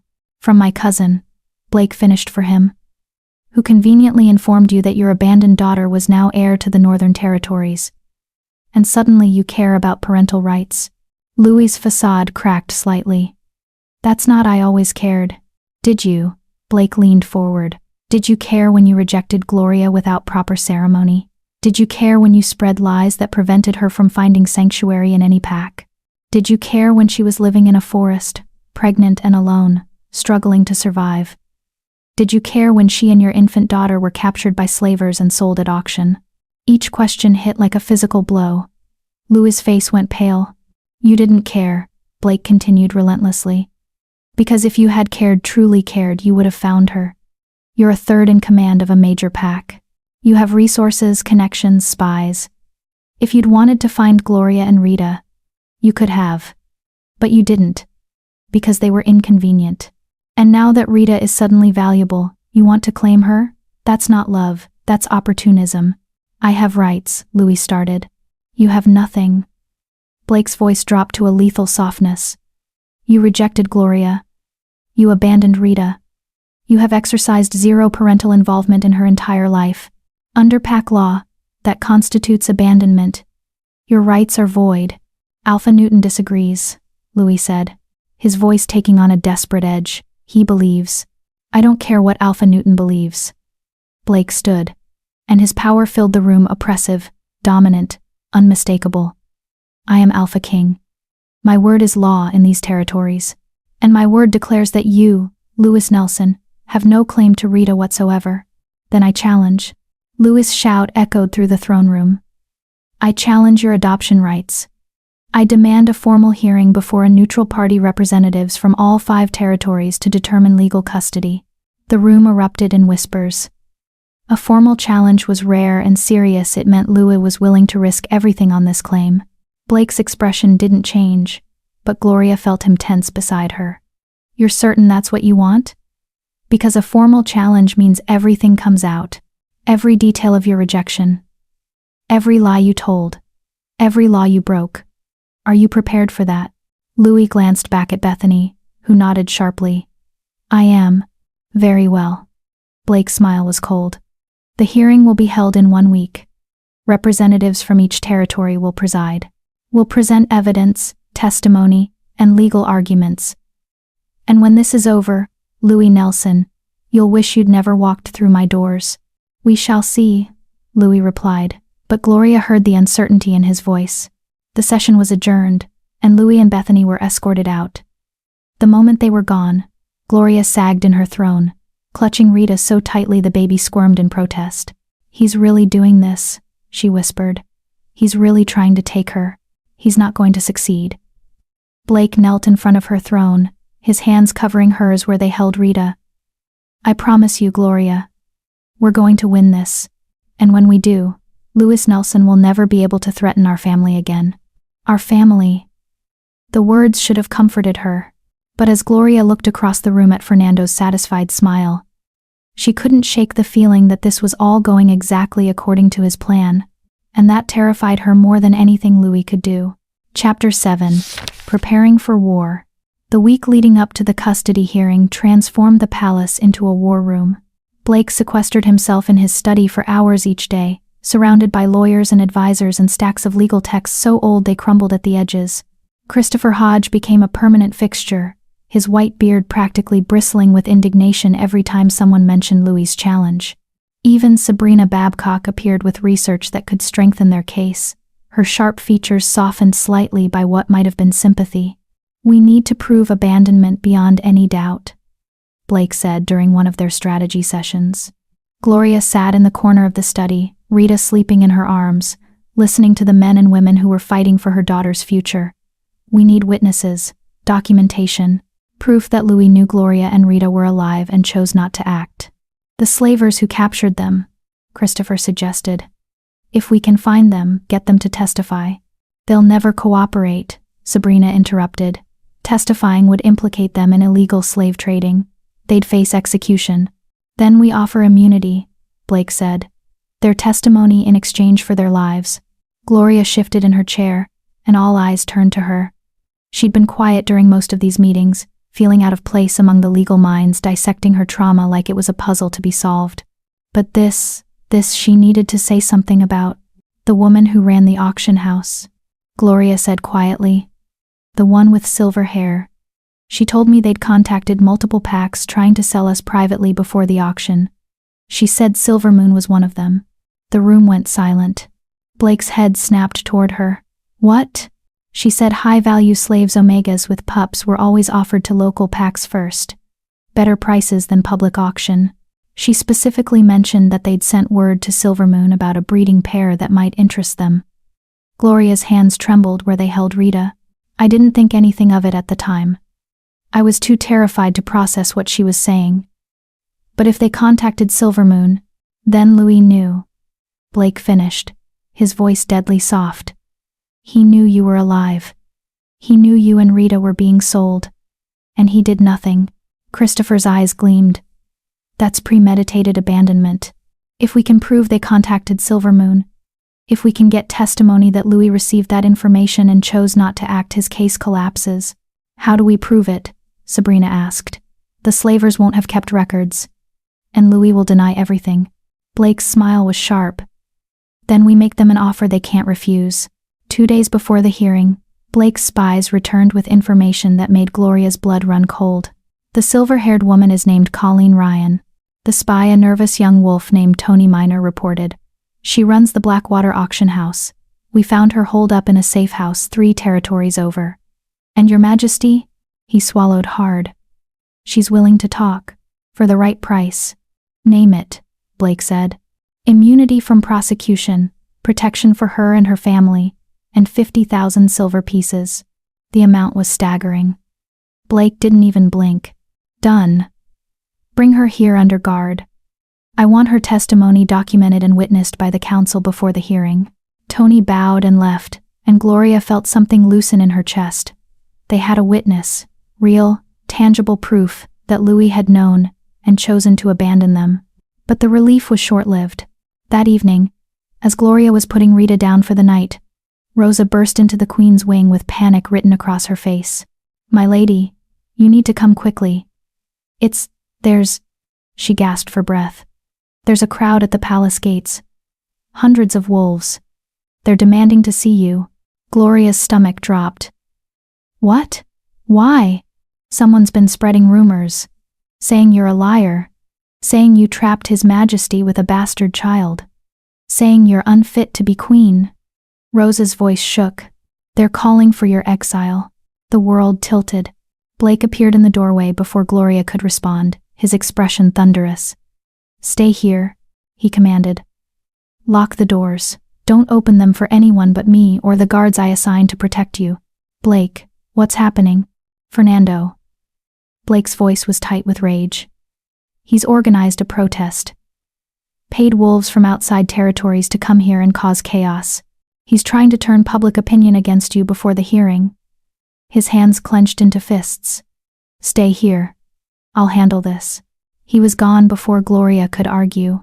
She stood frozen for a moment, Rosa hovering uncertainly beside her. Then the sound reached them even from the Queen's wing.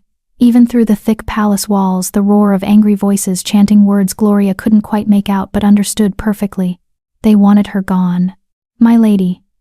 Rosa's hand on her arm was gentle. Come away from the window. Please. But Gloria couldn't move. Couldn't look away from the torches she could see lighting up the night beyond the palace walls. How many wolves were out there? Hundreds, Rosa had said. Hundreds of wolves who believed she was a fraud, a manipulator, unworthy of the crown she wore. Maybe they were right. The thought came unbidden, poisonous. Maybe she was unfit to be queen. Maybe Rita did deserve better than a mother who'd been stupid enough to believe Louis's lies, desperate enough to accept slavery, weak enough to need rescuing. Stop it. Rosa's voice was sharp.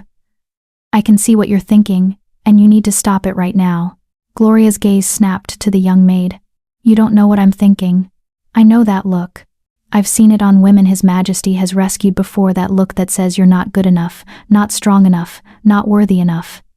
Rosa's hands gripped Gloria's shoulders. And it's a lie, my lady. Those wolves out there? They don't know you. They don't know what you've survived. They're just angry voices in the dark. And they don't get to define your worth.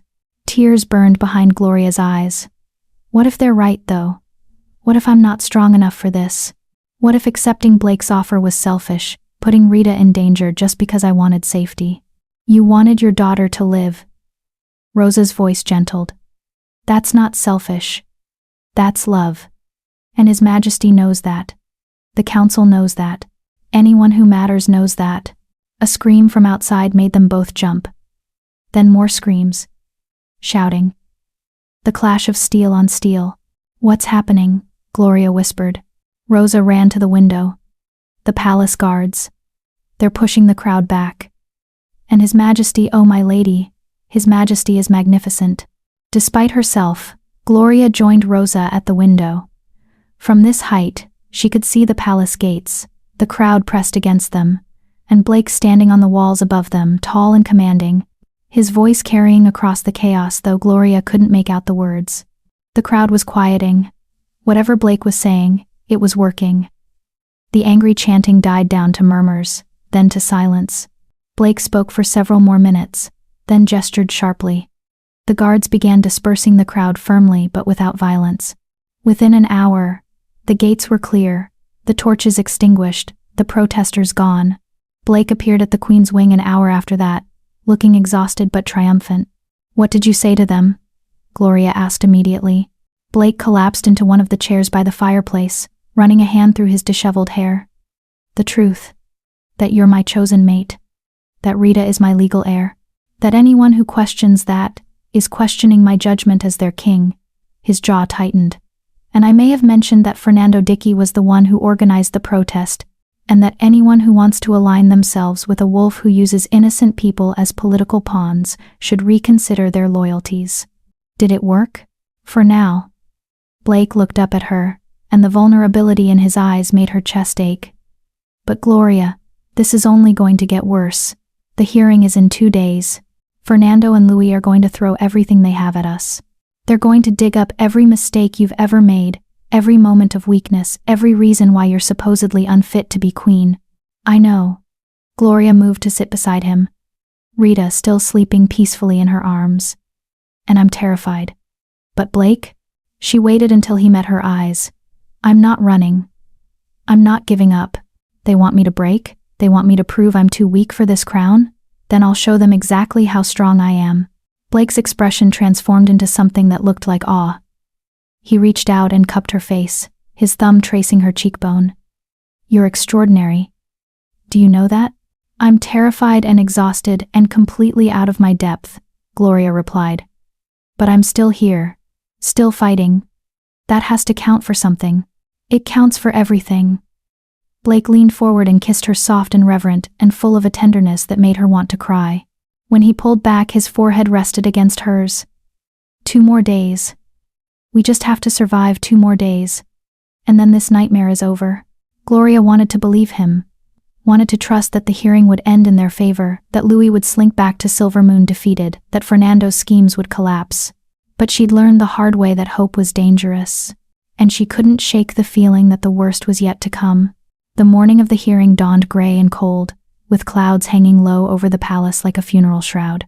Gloria dressed in the most conservative gown she owned, dark blue with minimal embellishments, hair pulled into a severe bun, minimal jewelry. She wanted to look like a mother, not a seductress. Wanted to project responsibility and maturity, not the desperate Omega Louis would surely try to paint her as. Rita seemed to sense the tension. She fussed through her morning feeding, refused to settle for her nap, and finally fell asleep 20 minutes before they were due in the hearing chamber naturally. "Of course," Gloria muttered, carefully transferring the sleeping baby to Marian's arms. "She chooses now to nap.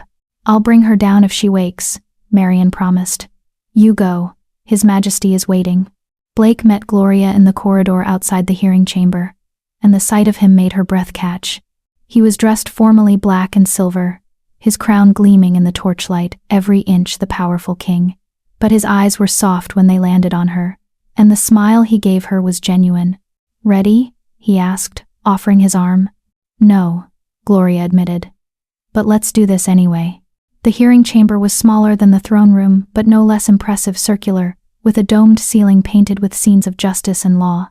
5 thrones sat in a semicircle at one end, representatives from each of the 5 territories, all powerful alphas who'd agreed to serve as neutral judges.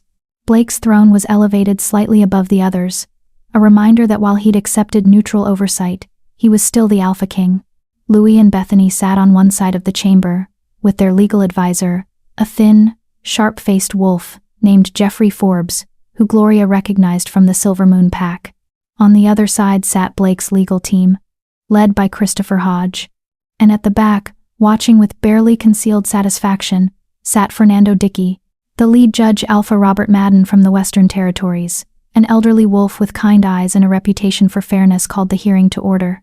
"We gather to determine custody rights regarding the minor child Rita, claimed by both Louis Nelson as biological father and Blake McBride as adoptive father.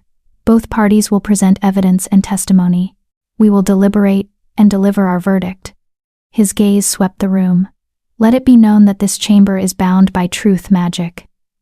Any lie spoken here will be immediately apparent. Do all parties understand? Truth magic." Gloria's stomach clenched. She had nothing to hide, but the thought of magic forcing honesty made her nervous anyway. Everyone nodded their agreement. "Louis Nelson," Alpha Madden said, "present your case." Louis stood, and Gloria was struck again by how polished he looked, how confident. He'd always been good at presentations, at making people believe whatever version of reality he wanted them to see. "Honored judges," Louis began, his voice smooth, "I come before you not as a villain but as a father who was denied the chance to know his daughter.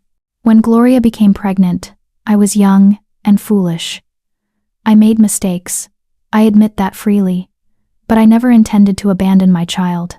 I was told by trusted advisors that continuing the relationship would destroy both our futures, that the kindest thing I could do was let Gloria find a better mate. Someone who could provide for her in ways I couldn't." The lies were so smooth, so convincing, that for a moment Gloria almost believed them herself. "When I rejected Gloria, I believed I was setting her free to find happiness elsewhere. I had no idea she would suffer as she did. Had no idea she'd be driven from packlands or forced to live in the forest. If I had known," his voice caught with perfectly performed emotion, "if I had known, I would have helped. I would have claimed both her and Rita, consequences be damned. And yet you didn't." Blake's voice cut through Louis's performance. "You didn't search for them, didn't ask about them, didn't care what happened to them until it became politically convenient." "I was told they died," Louis shot back. "I grieved for them." The truth magic flickered a warning that the statement wasn't entirely honest. Alpha Madden leaned forward. "You were told they died? By whom?" Louis hesitated, glancing at Jeffrey Forbes. The lawyer whispered something Gloria couldn't hear. "By pack members," Louis said carefully. "Rumors spread that Gloria had died in childbirth in the forest. I had no reason to doubt them." "Convenient rumors," Blake said coldly. "Tell me, Louis, when did these rumors reach you?" "A month after Rita's birth, I believe." "And you didn't think to verify? To send scouts to check? To ensure the woman who carried your child was actually dead?" Louis's jaw tightened. "I was grieving. I wasn't thinking clearly." "You were relieved," Blake countered. "Relieved that the problem had solved itself. Admit it." The truth magic pulsed, and Louis flinched. It was complicated. It was cowardice." Blake turned to the judges. "Louis Nelson claims he grieved. But he never once tried to verify Gloria's death. Never looked for a grave. Never asked for proof. Because he didn't want proof. He wanted them gone. and when they were supposedly dead, he breathed a sigh of relief and went on with his life. That's not, Louis started. Is it true, Alpha Madden interrupted, that you received notification from the Blackwater slavers that an Omega and infant matching Gloria and Rita's description were being offered for sale? The color drained from Louis's face. That's where did you? Answer the question, Alpha Madden commanded. Louis looked at Jeffrey Forbes again, desperate. The lawyer's expression was grim. Yes, Louis finally admitted, and the words seemed to be dragged from him by the truth magic. I received notification, but I didn't know for certain it was them. It could have been any Omega and child. Did you investigate? Another judge asked Alpha Wallace Newen from the Southern Territories. Did you send anyone to verify their identity? No, but did you inform anyone in your pack that Gloria and Rita might be alive? No. Did you make any attempt whatsoever to rescue them from slavery? I didn't know it was them. Louis' composure was cracking. I couldn't risk I was newly mated to Bethany. I couldn't just. You couldn't risk your reputation, Blake finished. You couldn't risk admitting you'd lied about their deaths. You couldn't risk having to face what you'd done. So you let your mate and daughter be sold at auction rather than inconvenience yourself. The truth magic flared bright, and Louis couldn't deny it. The silence in the chamber was profound. I have a witness, Blake said into the silence. Someone who can testify to Louis's knowledge and deliberate abandonment. He gestured, and guards opened the side door. Colleen Ryan entered the silver-haired woman from the auction house, looking significantly less confident than she had that terrible night. She was thin and nervous, her eyes darting around the chamber like a trapped animal. But when she spoke, her voice was clear. My name is Colleen Ryan. I ran the Blackwater slave auction where Gloria and Rita were sold. As part of standard practice, we always notify local packs when we acquire high-value merchandise, particularly Omegas with pups, as they command premium prices in private sales. And did you notify Silvermoon Pack? Alpha Madden asked.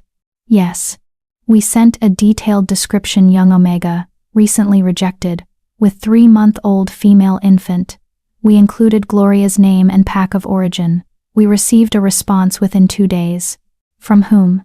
From Louis Nelson himself. He confirmed the Omega matched his rejected mate, and he declined to make an offer. The chamber erupted in shocked whispers. Louis was on his feet. That's a lie. I have the correspondence, Colleen said, and produced a folded piece of parchment from her pocket, signed with his seal. She handed it to Alpha Madden, who read it with an expression of growing disgust. He passed it to the other judges, each of whom reacted with similar revulsion. This letter, Alpha Madden said, his voice heavy, explicitly acknowledges Gloria and Rita. It states that Louis Nelson wishes them well but has moved on and cannot complicate his new mating with ghosts from the past. It authorizes the auction house to proceed with the sale and requests notification of the final buyer, out of curiosity. Louis looked like he might be sick. You knew, Blake said softly. You knew they were alive. You knew they were being sold as slaves. And you did nothing. You didn't rescue them. You didn't buy their freedom. You didn't even try. You just moved on. It wasn't like that, I was advised. By whom? Alpha Wallace asked sharply. Louis's eyes cut to Fernando, and Gloria's blood ran cold. It doesn't matter, Louis said quickly. The point, Alpha Madden interrupted, is that you had knowledge of your daughter's dire circumstances and chose to abandon her anyway. You have no parental rights, Louis Nelson. You forfeited them the moment you received that letter and decided your convenience mattered more than your child's life. No. Bethany Gay was on her feet now, her beautiful face twisted with fury. You can't do this. We have rights. Rita is Louis' blood, she belongs with us. Why? Gloria's voice cut through the chaos, and suddenly every eye was on her. Why do you want her, Bethany? You've made it clear you despise me. You've shown no love for Rita. So why fight for custody of a child you don't even want? Bethany's mouth opened, then closed. Gloria could see her trying to formulate an answer that wouldn't reveal the truth. It's the title, isn't it? Gloria continued, standing slowly. Rita is heir to the Northern Territories. If you have custody of her, you have leverage over Blake. You have power. That's all this has ever been about, not love. Not family, but power. The truth magic pulsed in agreement. And Bethany's face flushed with rage. How dare you? I dare because I'm her mother, Gloria said, her voice steady despite her racing heart. I'm the one who carried her. I'm the one who birthed her in a forest with no help. I'm the one who kept her alive when we had nothing. I'm the one who stood on that auction block holding her close, terrified of what would happen to us. Where were you, Bethany? Where were you when Rita needed protection? Bethany had no answer.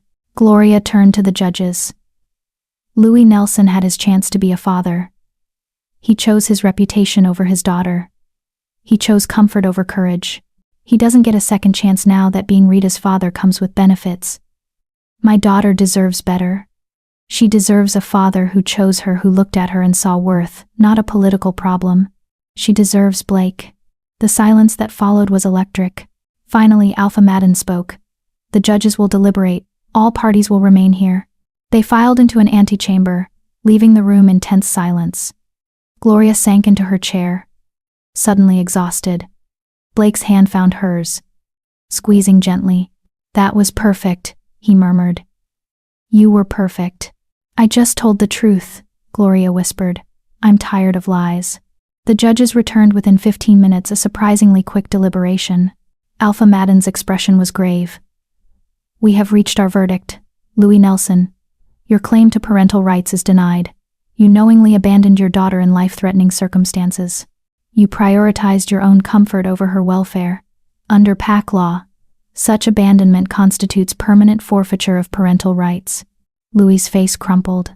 Furthermore, Alpha Madden continued, Blake McBride's adoption of Rita is recognized as legal and binding. Rita McBride is the legitimate heir to the Northern Territories. This decision is final and cannot be appealed. Relief hit Gloria like a wave, so powerful she couldn't breathe for a moment. They'd won. Rita was safe. This hearing is adjourned, Alpha Madden declared. Louis stumbled toward the door, Bethany following with murder in her eyes. But before they could leave, Blake's voice stopped them. Louis. The word was soft but carried weight. If you ever come near my daughter again, if you ever try to contact her or Gloria, if you even speak their names in public, I will end you. Do you understand? Louis didn't answer, didn't look back. He just left, and Gloria hoped she'd never see him again. Fernando remained in his seat, watching them with that same cold smile. He didn't look defeated. If anything, he looked satisfied, as if this had all gone exactly according to plan, and that terrified Gloria more than anything that had happened in the hearing. Chapter 8. The Poison in the Garden. The week following the hearing should have been peaceful. Louis had slunk back to Silvermoon in disgrace, his reputation in tatters. Word had spread throughout the territories about his abandonment of Gloria and Rita, and other packs had begun distancing themselves from him. Alpha Newton had reportedly stripped him of his third-in-command position, and Bethany's family was rumored to be considering dissolving the mating bond entirely. Justice, it seemed, had been served. But Gloria couldn't shake the unease that had settled in her bones like winter cold. Fernando hadn't left the palace. Despite the outcome of the hearing, despite his obvious involvement in orchestrating the entire mess, he remained at court, attending council meetings, hosting dinner parties, smiling that cold, satisfied smile whenever he passed Gloria in the corridors. He's planning something, Gloria said to Blake one evening as they lay in bed, Rita asleep in the nursery. He's too calm, too happy. He should be furious that his scheme failed, but he's not. Blake's arm tightened around her waist. I know. I've had spies watching him constantly. So far, nothing. No secret meetings, no suspicious correspondence, no obvious plots. But I agree he's waiting for something. What could he be waiting for? I don't know, but we need to be careful. Especially with the Northern Alliance summit next week. Fernando will have access to alphas from all 5 territories. If he's going to make a move, that's when he'll do it. The Northern Alliance summit. Gloria had been dreading it since the moment she'd learned it existed. 5 days of political maneuvering, formal dinners, and social events where every word she spoke would be analyzed and every move she made would be judged. I'm not ready for this, Gloria admitted quietly. I barely survived the naming ceremony and the hearing. How am I supposed to navigate summit politics? Blake rolled onto his side to face her, his golden eyes soft in the moonlight. You're stronger than you think. You've already proven that. And I'll be beside you the entire time. We'll face it together. What if I say the wrong thing? What if I embarrass you in front of the other alphas? Then we'll deal with it. Blake cupped her face gently. Gloria, you need to stop waiting for me to regret choosing you. It's not going to happen. You could accidentally insult every alpha at the summit, and I'd still choose you. Because you're mine. And nothing is going to change that. The words should have comforted her. And they did. Mostly. But a small, poisonous voice in the back of her mind whispered that everyone who'd ever claimed to choose her had eventually changed their minds. Blake seemed to sense her doubt. He leaned down and kissed her slow and deep and thorough, until Gloria forgot how to think about anything except the feeling of his hands on her skin and his weight pressing her into the mattress. Let me show you, he murmured against her lips, exactly how permanent my choice is. And for a few hours, Gloria let herself believe it. The first day of the summit dawned bright and unseasonably warm, as if nature itself was mocking Gloria's anxiety. The visiting alphas began arriving at midday, massive convoys of guards and advisors and nobles, all dressed in their pack colors and flying their territorial banners. Gloria watched from her window as they filed through the palace gates, each one more intimidating than the last. Alpha Robert Madden from the Western Territories arrived first, his white hair gleaming in the sunlight. He'd been kind during the hearing, and Gloria allowed herself to hope he'd be an ally. Alpha Wallace Nguyen from the Southern Territories came next, younger than Robert, maybe in his 40s, with sharp eyes that seemed to miss nothing. He'd voted in their favor at the hearing, but Gloria wasn't sure if that had been justice or politics. Alpha Matthew Knight from the Eastern Territories was a mountain of a man, easily 7 feet tall with shoulders that looked like they could bear the weight of the world. He'd been silent during the hearing, his vote in their favor delivered without comment or explanation. And finally, Alpha Jerry McCann from the Central Territories, handsome in a weathered way, with laugh lines around his eyes and a reputation for being more interested in diplomacy than dominance. His vote had been the tiebreaker, the one that had sealed their victory. 5 alphas, 5 territories, 5 potential allies or enemies. They're not here to judge you, Blake said from behind her, making her jump. They're here for trade negotiations and alliance discussions. The hearing is over. You won the right to be here. Now you just need to show them why you deserve to stay. No pressure, Gloria muttered. Blake smiled and pressed a kiss to her temple. Come on, it's time to greet our guests. The formal welcome ceremony was held in the palace courtyard. All 5 visiting alphas lined up to be officially greeted by Blake and Gloria. Rita was with Marion and Mildred in the Queen's wing, which was probably wise. The last thing Gloria needed was to try to juggle political niceties while managing a fussy infant. Each alpha approached the dais where Blake and Gloria stood, bowing slightly before exchanging formal greetings.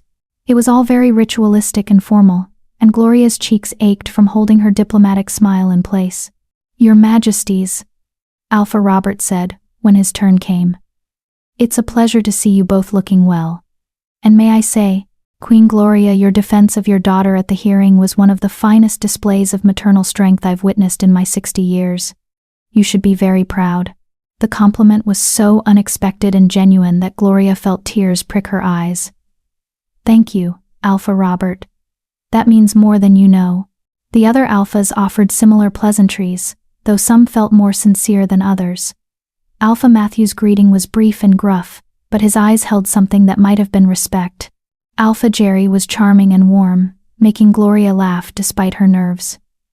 Alpha Wallace was polite but reserved, his assessment of her careful and calculating. When the last alpha had been greeted, Blake led them all into the palace for the opening feast. The great hall had been transformed, tables laden with food from all 5 territories, banners representing each pack hanging from the rafters, musicians playing in the corner. Gloria found herself seated between Blake and Alpha Jerry, which she suspected was deliberate. Jerry was known for putting people at ease, and Blake probably hoped some of that charm would rub off on the nervous queen beside him. So, Jerry said, as servants brought the first course, "How are you finding palace life? Must be quite the adjustment from..." He trailed off tactfully. From living in a tree, Gloria supplied with a wry smile. Yes, it's been an adjustment. I'm still not used to having servants. Or enough food. Or a bed that doesn't involve moss and prayer. Jerry laughed a genuine, warm sound. I imagine not. Though if it helps, I grew up in a one-room cottage with 9 siblings. My first night in an actual palace, I got lost trying to find the bathroom and ended up in the wine cellar. Took them 3 hours to find me. The image was so absurd that Gloria found herself laughing too. At least you had the wine to keep you company. Oh, I definitely took advantage of that.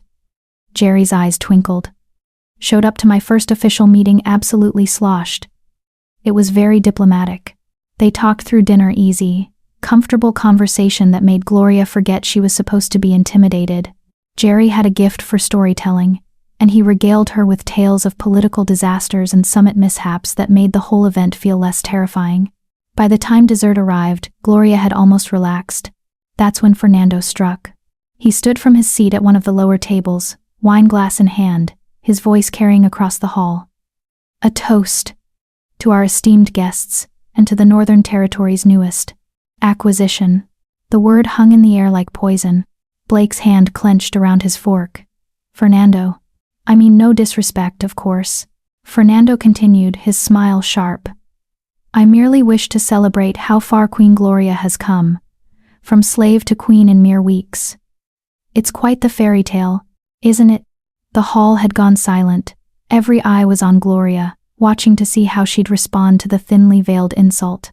Gloria could feel her face burning, could feel the weight of judgment pressing down on her, could feel the careful neutrality she'd built all evening crumbling under Fernando's calculated cruelty.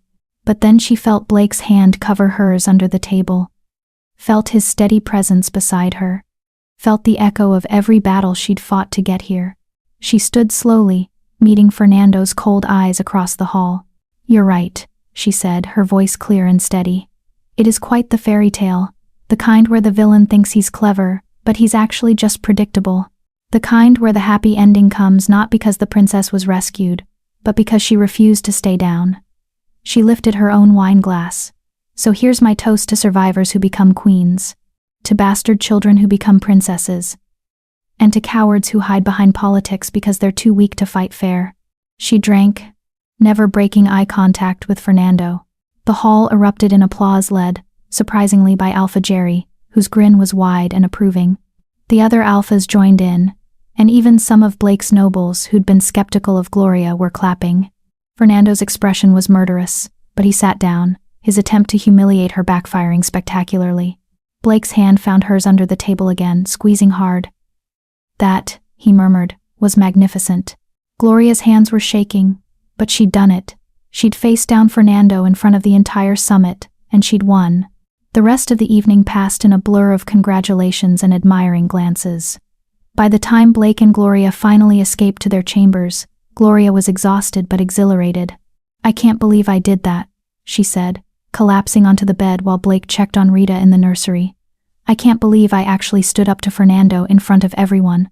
I can, Blake said, emerging from the nursery with Rita in his arms. The baby was awake and alert, making small cooing sounds. You're stronger than you think, Gloria. You always have been. He settled beside her on the bed, Rita between them, and for a moment they just existed together, a family, strange and unconventional but real. Fernando's going to retaliate, Gloria said quietly. That wasn't just a social jab. That was a declaration of war. I know. Blake's expression was grim. But we'll be ready. Whatever he throws at us, we'll face it together. Gloria wanted to believe him. Wanted to trust that they could withstand whatever Fernando had planned. But she couldn't shake the feeling that tonight's confrontation had been exactly what Fernando wanted. That he'd provoked her deliberately, knowing she'd respond. Knowing it would set something in motion. She just didn't know what yet. The answer came 3 days later, in the middle of the summit's most important event, the treaty signing ceremony. The 5 territories gathered in the formal signing chamber to renew their alliance agreements, trade deals, military pacts, shared resource arrangements. It was all very ceremonial and boring, and Gloria was struggling to stay awake through Alpha Wallace's droning speech about grain tariffs when the doors burst open. A messenger stumbled in, his clothes torn and bloodied, his face pale with terror. "Your Majesty," he gasped, falling to his knees before Blake. The eastern border, we're under attack. The chamber erupted into chaos. Blake was on his feet instantly. "Report. Who's attacking? How many?" "Rogues, Your Majesty. Hundreds of them. Maybe thousands. They came out of nowhere, coordinated. Organized. Like an army. They've already taken the border outposts. They're moving toward the villages." Gloria's blood ran cold. Rogues were supposed to be disorganized, lone wolves without packs, dangerous but not strategic. An army of them was unheard of. "Who's leading them?" Alpha Matthew demanded, his mountain-sized frame tense with barely controlled fury. "Rogues don't organize themselves." The messenger's eyes cut to Fernando for just a heartbeat so quick Gloria almost missed it. But she didn't miss it. Neither did Blake. "Fernando." Blake's voice was deadly soft. "What have you done?" Fernando stood slowly, his expression calm, too calm. "I have no idea what you're talking about, cousin. Though I must say, this is terrible timing. Right in the middle of the summit? How unfortunate. You orchestrated this." Blake's power filled the room, oppressive and dangerous. "You organized the rogues. You planned the attack. You've been plotting this the entire time." "Prove it," Fernando said simply. "The hearing," Gloria breathed, suddenly understanding. "You wanted us distracted. You wanted all our focus on Louis and the custody battle so we wouldn't notice you building an army on our borders." Fernando's smile was cold. My, the little Omega has a brain after all. How delightful." Blake moved so fast Gloria barely saw it. One moment he was across the room, the next his hand was around Fernando's throat, slamming him against the wall hard enough to crack stone. "Call them off," Blake snarled, his wolf rising to the surface, eyes glowing gold. "Call off the attack right now, or I'll rip your throat out where you stand." "You won't," Fernando choked out. "You need me. I'm the only one who knows where all the rogue camps are. Kill me, and you'll be fighting blind." Blake's grip tightened, and for a moment Gloria thought he might actually do it, might actually kill Fernando right here in front of everyone. Then Alpha Robert's voice cut through the tension. "Blake, you can't kill a council member without trial, even one who's committed treason." Blake's jaw clenched, but he released Fernando, who collapsed to the floor gasping. "Guards!" Blake roared. "Arrest Fernando Dickey for treason, conspiracy, and coordinating an attack on the Northern Territories. Take him to the dungeons. No visitors. No communication. I want him isolated until I have time to deal with him properly." Guards swarmed Fernando, dragging him away. He was laughing, actually laughing, as they hauled him through the doors. "You can't stop them," he called back. "The rogues have their orders. They'll burn everything. And when your territories lie in ruins, the council will remove you and put me on the throne. Just like I planned." The doors slammed shut, cutting off his manic laughter. Blake turned to the assembled alphas, his expression grim. "The summit is suspended. I need every available fighter to defend the eastern border. Anyone who can fight, arm yourselves. We move within the hour." "I'm coming with you," Gloria said. Blake's head snapped toward her. "Absolutely not. You're staying here where it's safe." "Safe?" Gloria gestured to the now empty spot where Fernando had stood. "Your cousin just organized an army of rogues from inside your own palace. Nowhere is safe, Blake, and I'm not sitting here helpless while you risk your life." "Gloria, I can fight." Gloria's voice was steel. "Maybe not as well as an alpha, but I can defend myself. And more importantly, I can help with the wounded. I know field medicine. I learned it surviving in the forest. You're going to need healers, and I'm volunteering." Blake looked like he wanted to argue, but Alpha Jerry spoke up. "She's right. Healers are always in short supply during battles. If she can help, we need her." Blake's expression was tortured, but finally he nodded. "Fine. But you stay behind the front lines. You help the wounded, and you don't take unnecessary risks. Understood?" "Understood." Blake turned to give orders to the other alphas, and Gloria slipped away to the Queen's wing. She had to see Rita before they left. Had to hold her daughter one more time, just in case. Rita was awake when Gloria entered the nursery, her dark eyes tracking Gloria's movements. She was getting bigger every day, more alert, more aware. In a few months she'd be sitting up. In a year she'd be walking. If Gloria survived to see it. Be good for Marion and Mildred, Gloria whispered, pressing kisses to Rita's forehead, her cheeks, her tiny hands. Mama has to go help some people. But I'll be back. I promise I'll be back. Rita made a small sound, not quite a word, but almost. Like she understood. Like she was saying goodbye. Gloria held her daughter close, breathing in her baby scent, memorizing the weight of her in her arms. Then she handed Rita to Marion, who was crying openly.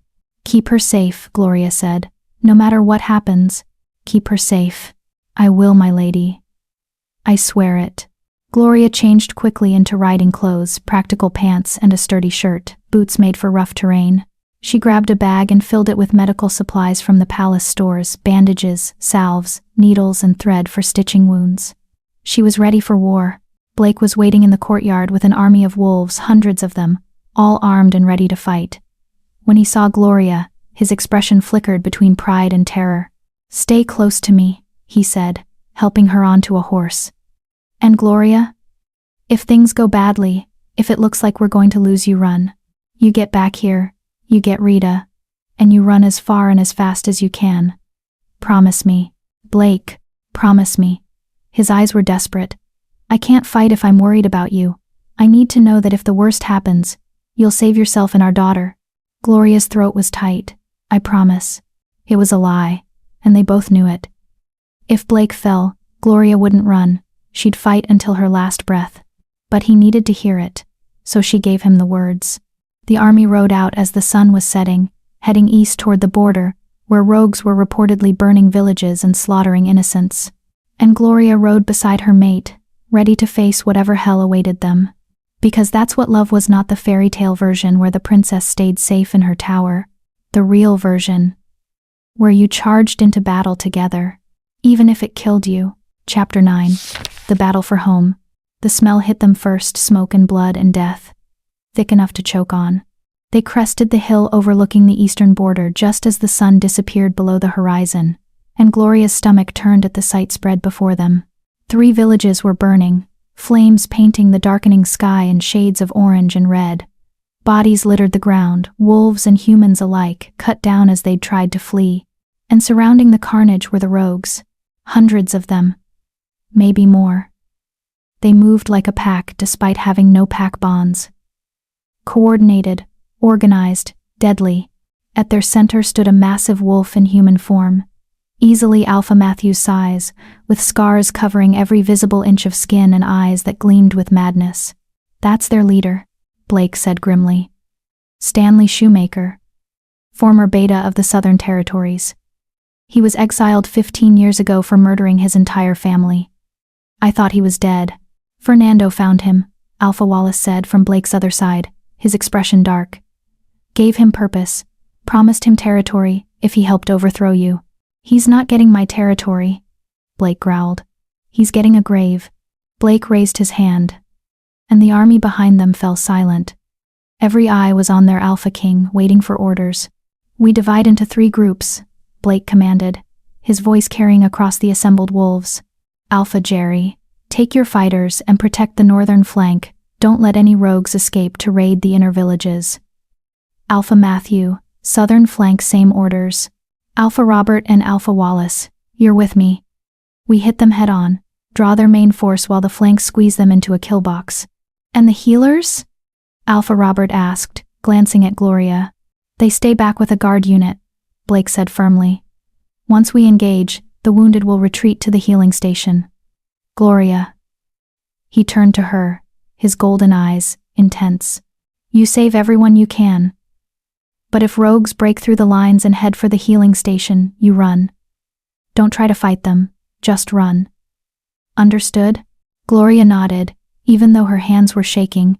She'd never been in a real battle before, had never seen warfare beyond the occasional scuffle between drunk pack members. This was different. This was organized violence on a scale she couldn't comprehend. Blake leaned down from his horse and kissed her, hard and desperate and full of everything he couldn't say with an army watching. I love you, he whispered against her lips. If I don't make it back, You'll make it back, Gloria interrupted fiercely. You have to. Rita needs her father. And I need my mate. So you fight. And you win. And you come back to us. Those are your orders. Blake's smile was pained but genuine. Yes, my queen. Then he was gone, riding toward the battle with a roar that shook the earth. The army followed hundreds of wolves charging down the hill toward the burning villages, their war cries splitting the night. Gloria dismounted with the other healers, a mix of experienced field medics and volunteers like herself. They set up quickly in a clearing far enough from the battle to be relatively safe, but close enough that wounded could reach them. Ever done battlefield medicine? Asked a middle-aged woman with kind eyes and blood already staining her sleeves. Her name was Jocelyn Story, and she'd been a healer for 30 years. I've stitched wounds and set broken bones, Gloria said. I kept myself and my baby alive in the forest for months, but nothing like this. Jocelyn nodded. Then you know the basics. Rule 1, save who you can, but don't waste time on the dying. It sounds cruel, but we can't save everyone, and trying will just mean more dead. Rule 2, work fast. Infection is as deadly as the wound. Rule 3, don't look at their faces. Makes it harder to lose them. Gloria swallowed hard. Got it. The first wave of wounded arrived within minutes, wolves dragging themselves back from the front lines, some with minor cuts, others with injuries that made Gloria's stomach turn. A young male with half his face torn open. A female whose arm was hanging by threads of muscle and skin.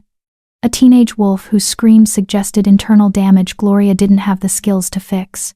She threw herself into the work cleaning wounds, stitching gashes, wrapping bandages, administering pain remedies from the supplies they'd brought. Her hands moved on instinct, muscle memory from months of treating her own injuries in the forest taking over when her mind threatened to shut down from the horror. Pressure here, she instructed a shaking volunteer, guiding his hands to a spurting wound on a fighter's leg. Hold it until I can get the artery tied off.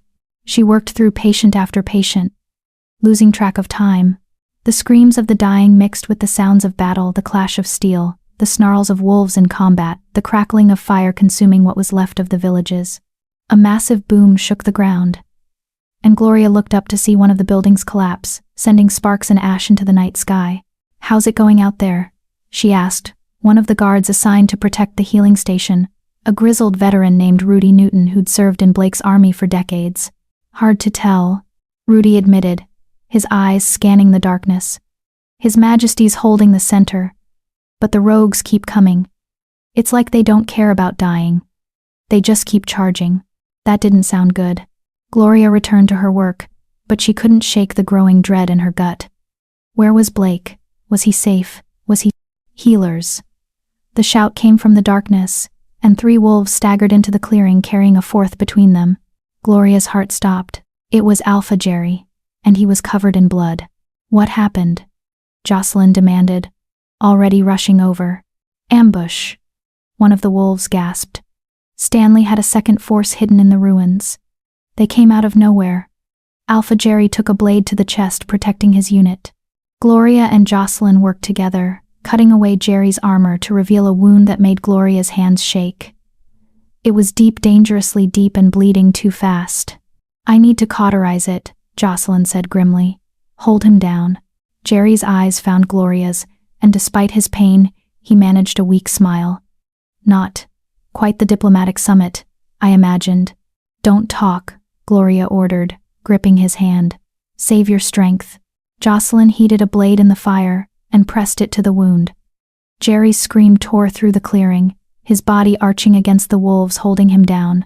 The smell of burning flesh made Gloria gag, but she held on, squeezing Jerry's hand hard enough that her knuckles went white.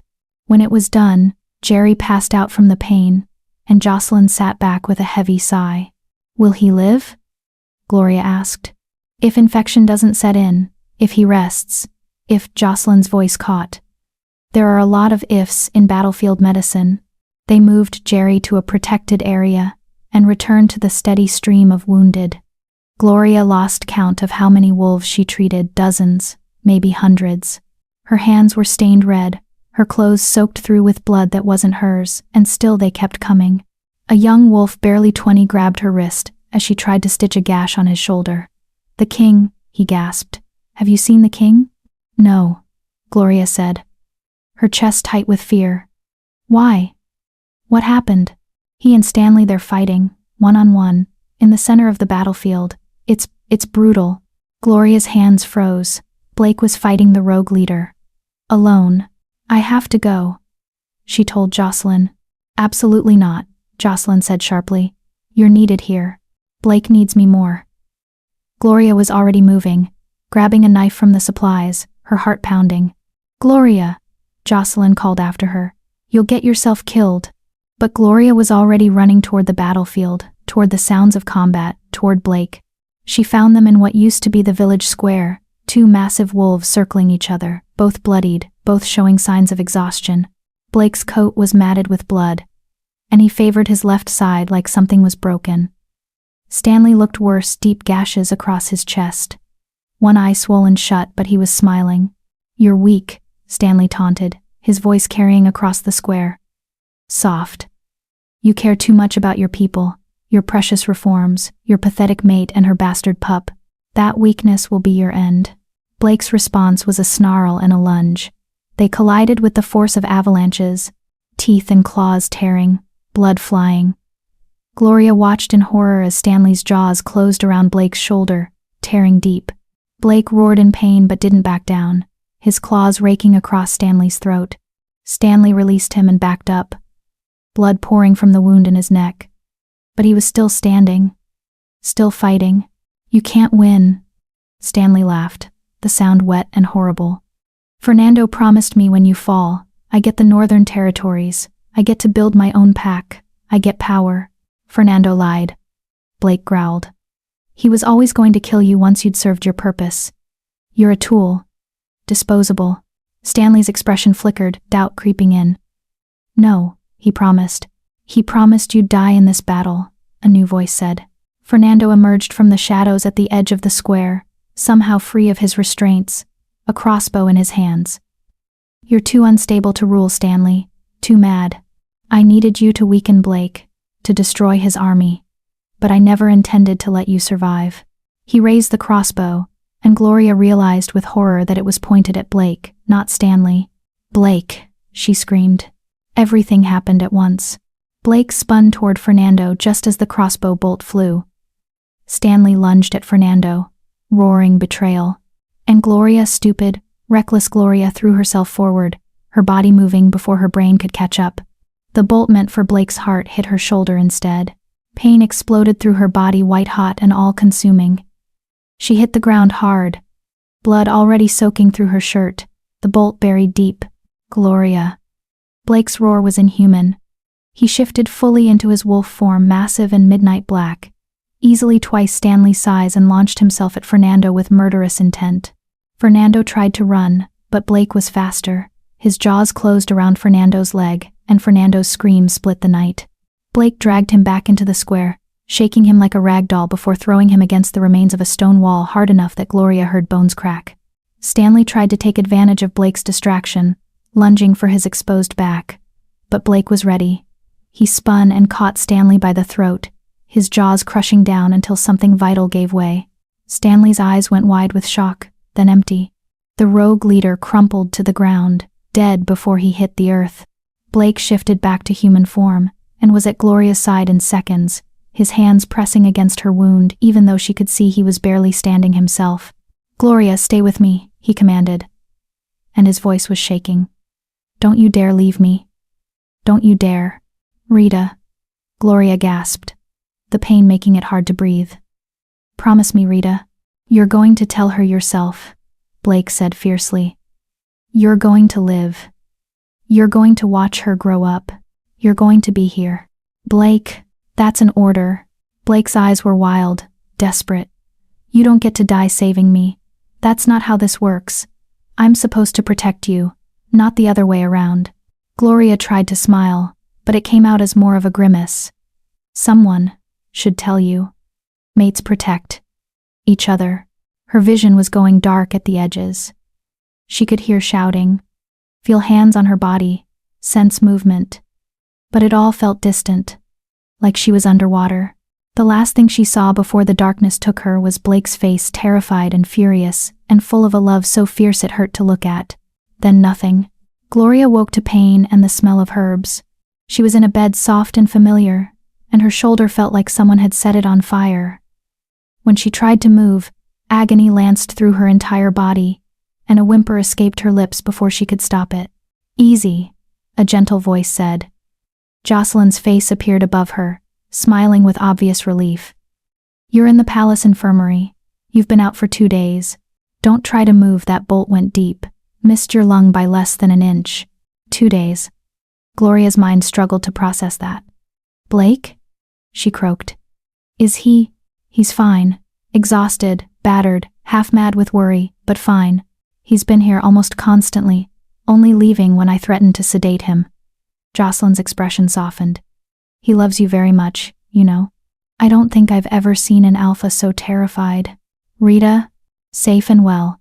Marion and Mildred have been caring for her. She's been asking for you well.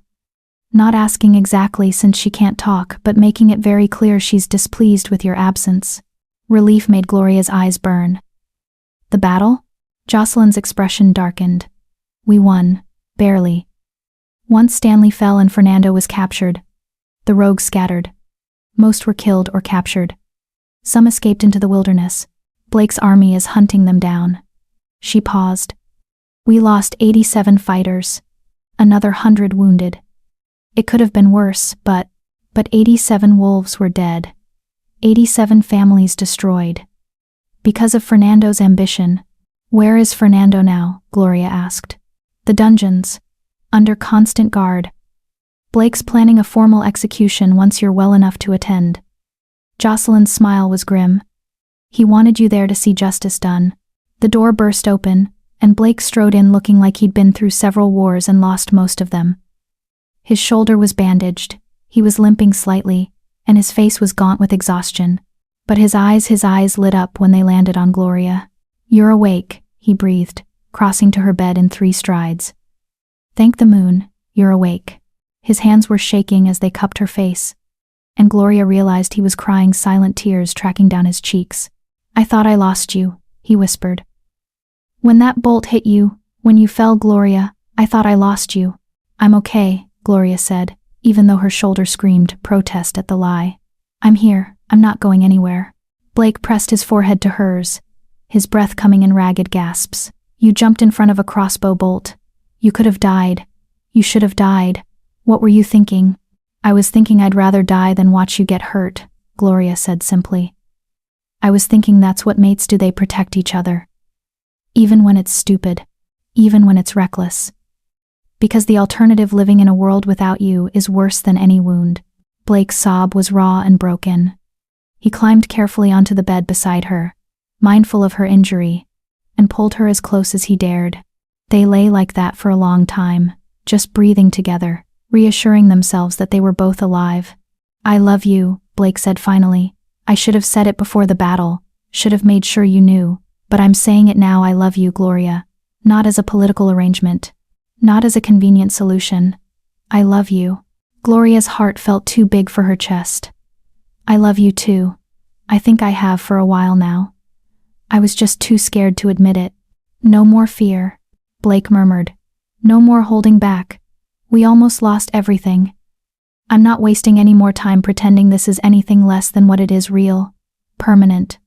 Forever, forever," Gloria agreed. A soft cry from the doorway made them both look up. Marion stood there with Rita in her arms, the baby reaching toward Gloria with desperate little hands.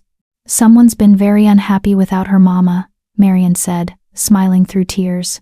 Blake carefully took Rita and settled her on Gloria's good side, mindful of her injury. Rita immediately grabbed Gloria's finger and held on tight, her dark eyes full of what looked almost like reproach. "I'm sorry, baby girl," Gloria whispered. "Mama had to go be brave for a bit, but I'm back now. I'm not leaving again."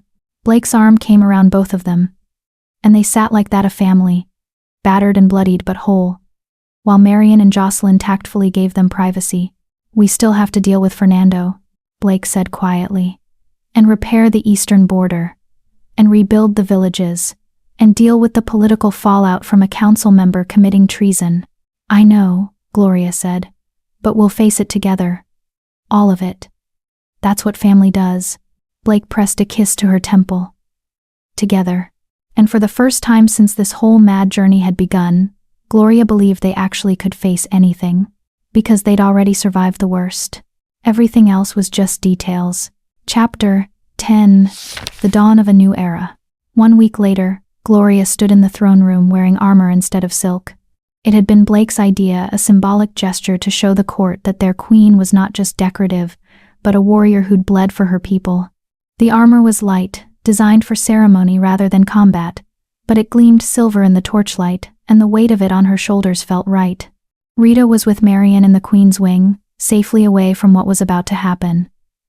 Gloria's shoulder still ached where the crossbow bolt had pierced her, but Jocelyn had cleared her for limited activity, and witnessing Fernando's execution definitely qualified as limited activity. The throne room was packed. Every noble, every council member, every wolf who'd fought in the battle had been invited to witness justice.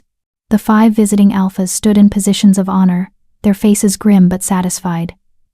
They'd stayed to help with rebuilding efforts, and their presence now was a show of solidarity.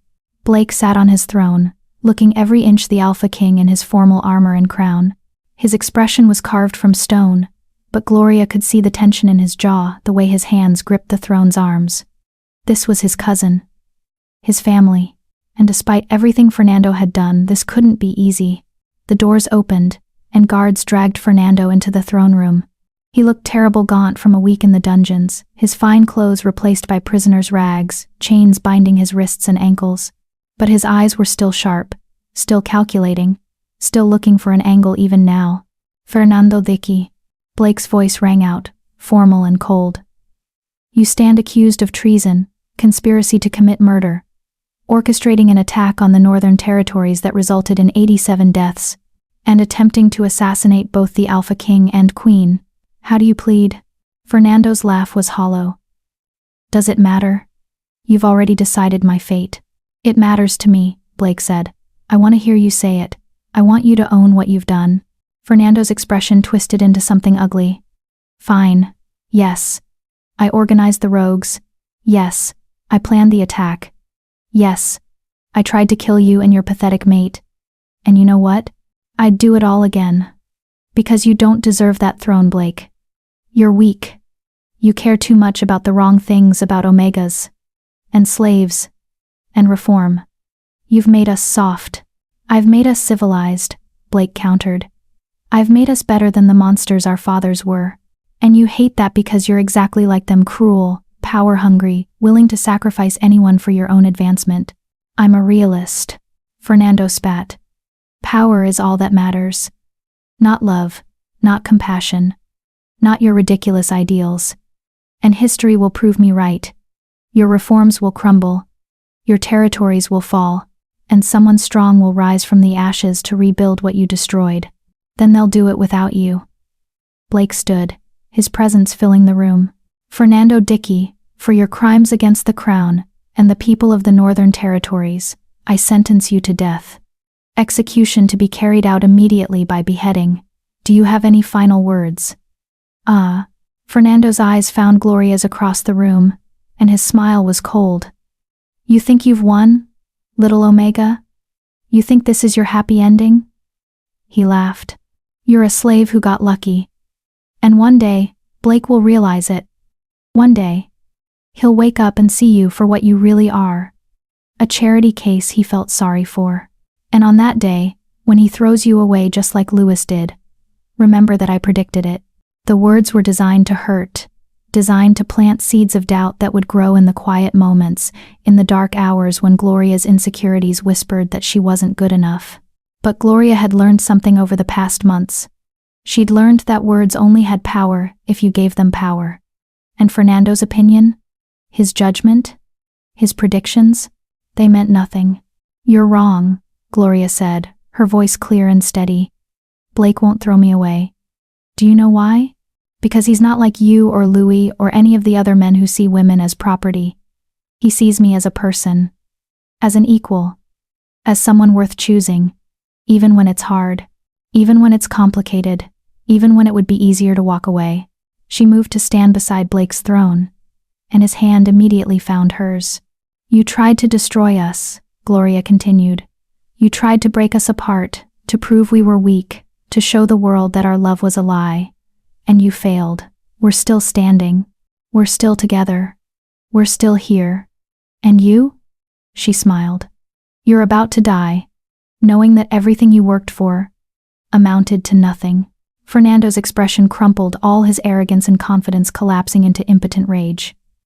You can't, this isn't. Take him, Blake commanded. The guards dragged Fernando toward the courtyard where the execution block waited. His screams and curses echoed through the halls, growing fainter with distance. Blake turned to Gloria, his golden eyes searching her face. Are you all right? I will be, Gloria said honestly. Once this is over. They walked together to the courtyard, where a crowd had gathered to witness justice. The executioner waited beside the block, a massive wolf named Manuel McLean, who'd served the crown for decades. His axe gleamed in the morning sunlight. Fernando was forced to his knees, his head positioned on the block. He was still screaming, incoherent now, just raw rage and fear. Blake raised his hand, and silence fell. Let it be known, Blake announced, that treason against the crown will not be tolerated. That those who threaten my people, my family, my queen, they will face the consequences. Let this serve as a warning to any who would follow Fernando's path. He lowered his hand. The axe fell. It was over in a heartbeat, one clean stroke, and Fernando Dickey's reign of terror ended. Gloria didn't look away, didn't flinch. She watched until the end, because she needed to see it, needed to know that the threat was truly gone. When it was done, Blake turned to the crowd. The traitor is dead. Justice has been served. Now we rebuild. We honor those we lost. And we move forward stronger, united, unstoppable. The crowd erupted in cheers, not celebrating a death, but celebrating survival. Celebrating the fact that they'd faced the worst and come through it together. Blake and Gloria returned to the throne room, where the visiting alphas waited. Well, Alpha Jerry said, looking remarkably healthy considering his near-fatal wound a week ago. That was cathartic. Though I could have done without the screaming. Agreed. Alpha Matthew rumbled. But necessary. Can't have council members organizing rogue armies without consequences. Blake nodded gravely. I appreciate you all staying for this. Your support means more than you know. We're allies, Alpha Robert said simply. That means standing together, even when it's difficult. He turned to Gloria with a warm smile. Especially when you have a queen brave enough to take a crossbow bolt for her mate. That kind of loyalty is rare, Your Majesty. You honor your position. The compliment made Gloria's cheeks heat. I just did what anyone would do. No, Alpha Wallace corrected, his usually reserved expression softening. You did what very few would do. You proved that strength comes in many forms. You've earned your crown, Gloria. Don't let anyone, including yourself, tell you otherwise. The other alphas murmured agreement, and Gloria felt something loosen in her chest. These powerful wolves alphas who could crush her with a thought they respected her, accepted her, saw her as worthy. Maybe she was. The visiting alphas departed over the next few days, each offering promises of continued alliance and support. Alpha Jerry left last, embracing Blake like a brother and pressing a kiss to Gloria's forehead. You two are going to be legendary, he said with a grin. I can already hear the songs they'll write, The Slave Queen and Her King, or something equally dramatic. Please don't encourage the bards. Blake groaned, but he was smiling. When the last guest had gone, and the palace returned to normal, or what passed for normal, after a battle and an execution, Blake and Gloria finally had time to breathe.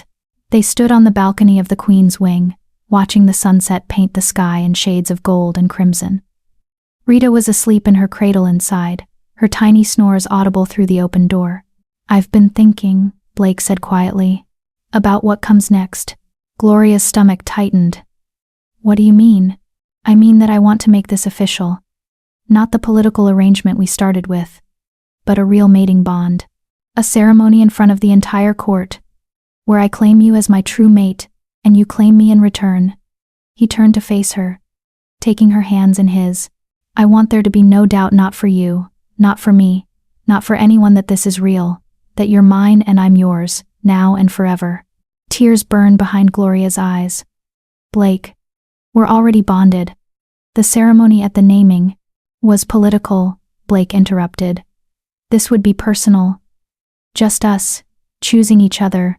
Not because we have to, but because we want to. Because I love you, Gloria. Because you're the best thing that's ever happened to me. Because I want to spend the rest of my life proving that you made the right choice when you agreed to be mine. Gloria could barely breathe. Whenever you're ready. Tomorrow, next week, next year, I don't care. I just need you to know that I want it. I want you. All of you. Forever. Gloria threw her arms around his neck, mindful of her healing shoulder, and kissed him with everything she had. When they finally broke apart, both breathing hard, she pressed her forehead to his. Yes, she whispered. Yes to the ceremony. Yes to forever. Yes to all of it. Because I love you too, Blake. I love you so much it terrifies me sometimes. But it's the good kind of terrifying, the kind that makes you feel alive. Blake's smile was brilliant. He swept her up into his arms and carried her inside, kicking the door closed behind them. Then let's start our forever right now, he murmured against her lips. And they did. 3 months later, the mating ceremony was held on the first day of spring, when the gardens were just beginning to bloom and the air smelled of new beginnings. Gloria wore white and gold, the traditional colors of royalty, but the design was all her own. The dress was simpler than her naming ceremony gown, elegant but comfortable, with long sleeves to hide the scar on her shoulder. Her hair was loose, flowing down her back in waves, with flowers woven through the strands. She carried Rita down the aisle, 6 months old now, alert and bright-eyed, dressed in a tiny gown that matched Gloria's. The baby reached for everything they passed, fascinated by the flowers and the crowd and the sheer spectacle of it all. Blake waited at the altar, and the look on his face when he saw them made Gloria's heart skip. Love and pride and awe, all mixed together, like he couldn't quite believe she was real. They spoke their vows in front of the court, words they'd written themselves, promises that had nothing to do with politics and everything to do with the life they were building together. I vow to stand beside you, Blake said, his voice rough with emotion. To protect you, to support you, to love you even when it's difficult. I vow to be the father Rita deserves. To raise her with kindness and strength. I vow to build a kingdom worthy of you, where omegas aren't property, where children aren't judged by their birth, where love matters more than bloodlines. Gloria's turn. I vow to be your partner, not just your queen. To challenge you when you're wrong, to celebrate you when you're right, to stand with you against whatever comes. I vow to raise our daughter, she emphasized the word, making it clear Rita belonged to both of them, to be strong and kind and brave. I vow to never stop fighting for the life we've built, for the family we've become, for the love that saved us both. Priest Manuel performed the bonding ritual, ancient magic that tied their souls together in a way that went beyond mortal law. Gloria felt it snap into place, warm and solid and permanent, and knew she'd never feel alone again. I present, Priest Manuel announced to the cheering crowd, Alpha King Blake McBride, and his true mate, Queen Gloria McBride, and their daughter Princess Rita McBride, a family bonded by love, by choice, by the grace of the moon itself. The celebration lasted late into the night. There was music and dancing and enough food to feed an army. Nobles from all 5 territories had attended, along with common wolves who Blake had specifically invited, former slaves he'd freed, omegas who'd benefited from his reforms, families whose lives had been changed by his policies. It wasn't just a mating ceremony. It was a statement. A reminder that the Northern Territories had changed, that Blake's reign was building something new, something better. Gloria danced with Blake, with Alpha Jerry, now fully recovered, with Christopher Hodge, who'd become something like a grandfather figure. She laughed more than she had in her entire life, surrounded by people who genuinely cared about her. As midnight approached, Blake swept her away from the crowd, leading her to a quiet balcony overlooking the gardens. Rita had long since been put to bed, exhausted from the excitement, leaving them alone under the stars. Happy? Blake asked, pulling her close. Deliriously, Gloria admitted. Though I keep waiting for something to go wrong. Is that terrible? It's realistic, Blake said. There will be challenges ahead. More political battles, more enemies, more obstacles, but Gloria, he tilted her chin up so she had to meet his eyes. We'll face them together. And we'll win. Because we're stronger together than any force that could come against us. Gloria looked out at the palace, her home now, truly and completely. She thought about how far she'd come. From a rejected Omega living in a tree to a queen standing beside the most powerful Alpha in 5 territories. From a desperate mother sold at auction to a woman who'd helped defend her kingdom in battle. From someone who'd thought she was broken beyond repair, to someone who'd learned that scars were just proof you'd survived. Do you remember what you told me? Gloria said softly. That first night in Blackwater, when you offered me this arrangement. I remember every word, Blake replied. You said I deserved better. That Rita deserved a father who would protect her. That you'd give us safety and security, and a life worth living. Gloria turned to face him fully. You kept every promise, Blake. You gave us everything you said you would and so much more. You gave me more, Blake countered. You gave me a family. A purpose beyond politics. A reason to be better than my father. To build something that matters. You saved me, Gloria, just as much as I saved you. Then I guess we're even, Gloria said with a smile. Not even close. Blake kissed her slow and deep, and full of promise. But we have the rest of our lives to figure out the balance. They stood together on the balcony, watching the stars and listening to the fading sounds of celebration, and Gloria let herself believe in happy endings. Not the fairy tale kind, where everything was perfect and nothing ever went wrong. The real kind, where you found someone worth fighting for, someone who saw your scars and loved you anyway, someone who chose you every single day even when it was hard. Blake had been right all those months ago. Sometimes the cruelest mercy came wrapped in golden eyes and a crown. But sometimes, if you were very lucky, that mercy turned into love. And love, real, honest, complicated love, was worth every scar it took to find it. Epilogue. 1 year later. Rita took her first steps on a sunny afternoon in late summer. Gloria was in the gardens with her, letting the 1-year-old toddle around under careful supervision. Rita had been threatening to walk for weeks, pulling herself up on furniture, taking tentative steps while holding Gloria's hands, but never quite brave enough to let go. Until today. Blake was training with the guards in the courtyard, visible from where Gloria sat. Rita spotted him and her face lit up. She adored her father with the single-minded devotion only a toddler could manage. Duh. She called one of her few words. Duh. Duh. Blake looked up at his daughter's voice, and his expression transformed into pure joy. Rita, hi baby girl. And Rita, determined, fearless Rita, let go of the bench she'd been clutching and took 3 wobbly steps toward Blake before plopping down on her bottom with a surprised expression. Gloria gasped. Blake dropped his training sword and ran across the courtyard, scooping Rita up and spinning her around while she shrieked with laughter. You did it. Blake was grinning so wide Gloria thought his face might split. You walked. You're walking. He carried Rita over to Gloria, who was wiping tears from her eyes. Did you see that?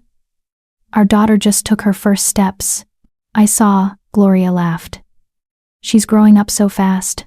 Too fast, Blake agreed, settling beside her on the bench with Rita in his lap.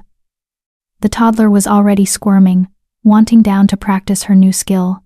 They let her toddle around the garden, staying close to catch her when she fell, celebrating each successful step like it was a miracle. Because it was.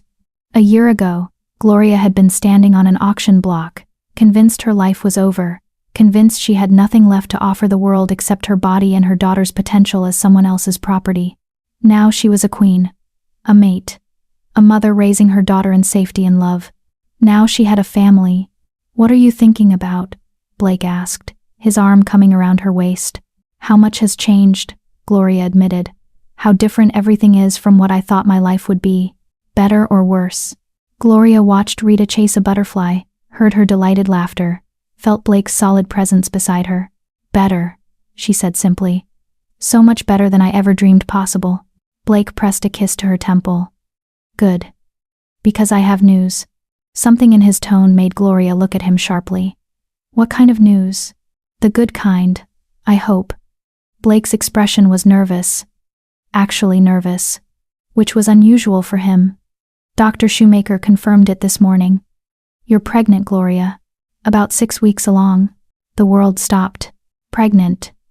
She was pregnant. With Blake's child. A baby who would be theirs from the beginning, who would never know rejection or abandonment or fear. I know we hadn't talked about more children, Blake continued quickly, misreading her silence. I know Rita's still so young and this is probably terrible timing. Gloria kissed him, cutting off his rambling. When she pulled back, she was crying and laughing at the same time. It's perfect timing, she said. It's perfect. Another baby, Blake. Rita's going to be a big sister. Blake's relief was palpable. He pulled her close, and they sat like that, watching Rita play, both of them processing the news that their family was about to grow. Boy or girl, Gloria wondered aloud. Doesn't matter, Blake said. Healthy is all I care about. Though, he paused. I wouldn't mind a boy. Someone to eventually share the throne with Rita, so she doesn't have to carry the weight alone. Or another girl, Gloria countered. Someone Rita can protect and guide, the way she'll never remember needing to be protected. Or twins, Blake said, and Gloria smacked his arm lightly. Don't even joke about that. Rita's handful enough on her own. They were still laughing when Christopher Hodge appeared on the garden path, looking unusually serious. Your Majesties, he said with a bow. Forgive the interruption, but there's a messenger from the Southern Territories. It's urgent. Blake and Gloria exchanged glances. Urgent messages were never good. They collected Rita and followed Christopher to Blake's study, where a young wolf waited travel-worn and anxious. Your Majesty, the messenger said, bowing deeply. I bring word from Alpha Wallace. There's been a development. Rogues, a new group, larger than before, have been spotted gathering near the southern border. They're organized, armed, and they're asking for you specifically. Blake's expression darkened. Asking for me how? They say they want to negotiate. They say they have something you want. The messenger swallowed hard. They have hostages, Your Majesty. Wolves. From the border villages, and they'll only release them if you meet with their leader. Gloria's blood ran cold. Not again. They'd just rebuilt from Fernando's attack. They couldn't go through another war. Not now. Not with Rita so young and a new baby on the way. Blake's hand found hers, squeezing gently. We'll handle it, he said quietly. Whatever this is, we'll handle it. Together? Gloria asked. Always together, Blake confirmed. Christopher cleared his throat. If I may, Your Majesties, I'd advise caution. This could be a trap. Another attempt to destabilize the kingdom. Noted, Blake said. But I can't ignore hostages. Prepare a diplomatic envoy. We leave at first light. The messenger was dismissed, and Christopher left to make arrangements, leaving Blake and Gloria alone with their daughter. Rita had fallen asleep in Gloria's arms, exhausted from her big day of first steps. She looked so peaceful, so innocent, with no idea that danger was gathering at the borders again. This is never going to end, is it? Gloria said quietly. There's always going to be another threat, another challenge, another enemy. Probably, Blake admitted. That's what it means to be king and queen, to constantly defend what we've built. He cupped her face gently. But we've faced worse. We'll face this too. And when it's over, we'll come home to our daughters, or daughter and son, and we'll keep building the life we want. The kingdom we want. The future we want. Gloria leaned into his touch. Promise me something. Anything. Promise me that no matter what happens, no matter what enemies we face or what challenges come, we stay together. We stay a family. We don't let anyone break what we've built. Blake pressed his forehead to hers. I promise. Nothing and no one will ever come between us. Not rogues, not politics, not the whole damn world if it tries. You're mine, Gloria. Rita's mine. This baby, he placed a hand gently on her still flat stomach, is mine. And I protect what's mine with everything I have. Even if it costs you everything, Gloria whispered. Especially then, Blake replied. Because you and our children, you're worth everything. They stood like that for a long moment, drawing strength from each other, preparing for whatever was coming. And when morning came, they rode out together, king and queen, mates and partners, ready to face the newest threat to their kingdom. Because that's what they did. They faced the darkness together. And they always found their way back to the light. Dear viewers, we've reached the end of this incredible journey from auction block to throne, from rejection to love, from despair to hope. Before you go, I'd love to hear from you. What moment in Gloria's story resonated with you most? Was it her courage, her vulnerability, or her refusal to give up? Drop your thoughts in the comments. I read every single one. And if this story touched your heart, please show it some love with a like. It truly helps others discover these emotional journeys. Remember, your worth isn't determined by who rejected you. It's determined by who you choose to become after the rejection. Thank you for watching. See you in the next story.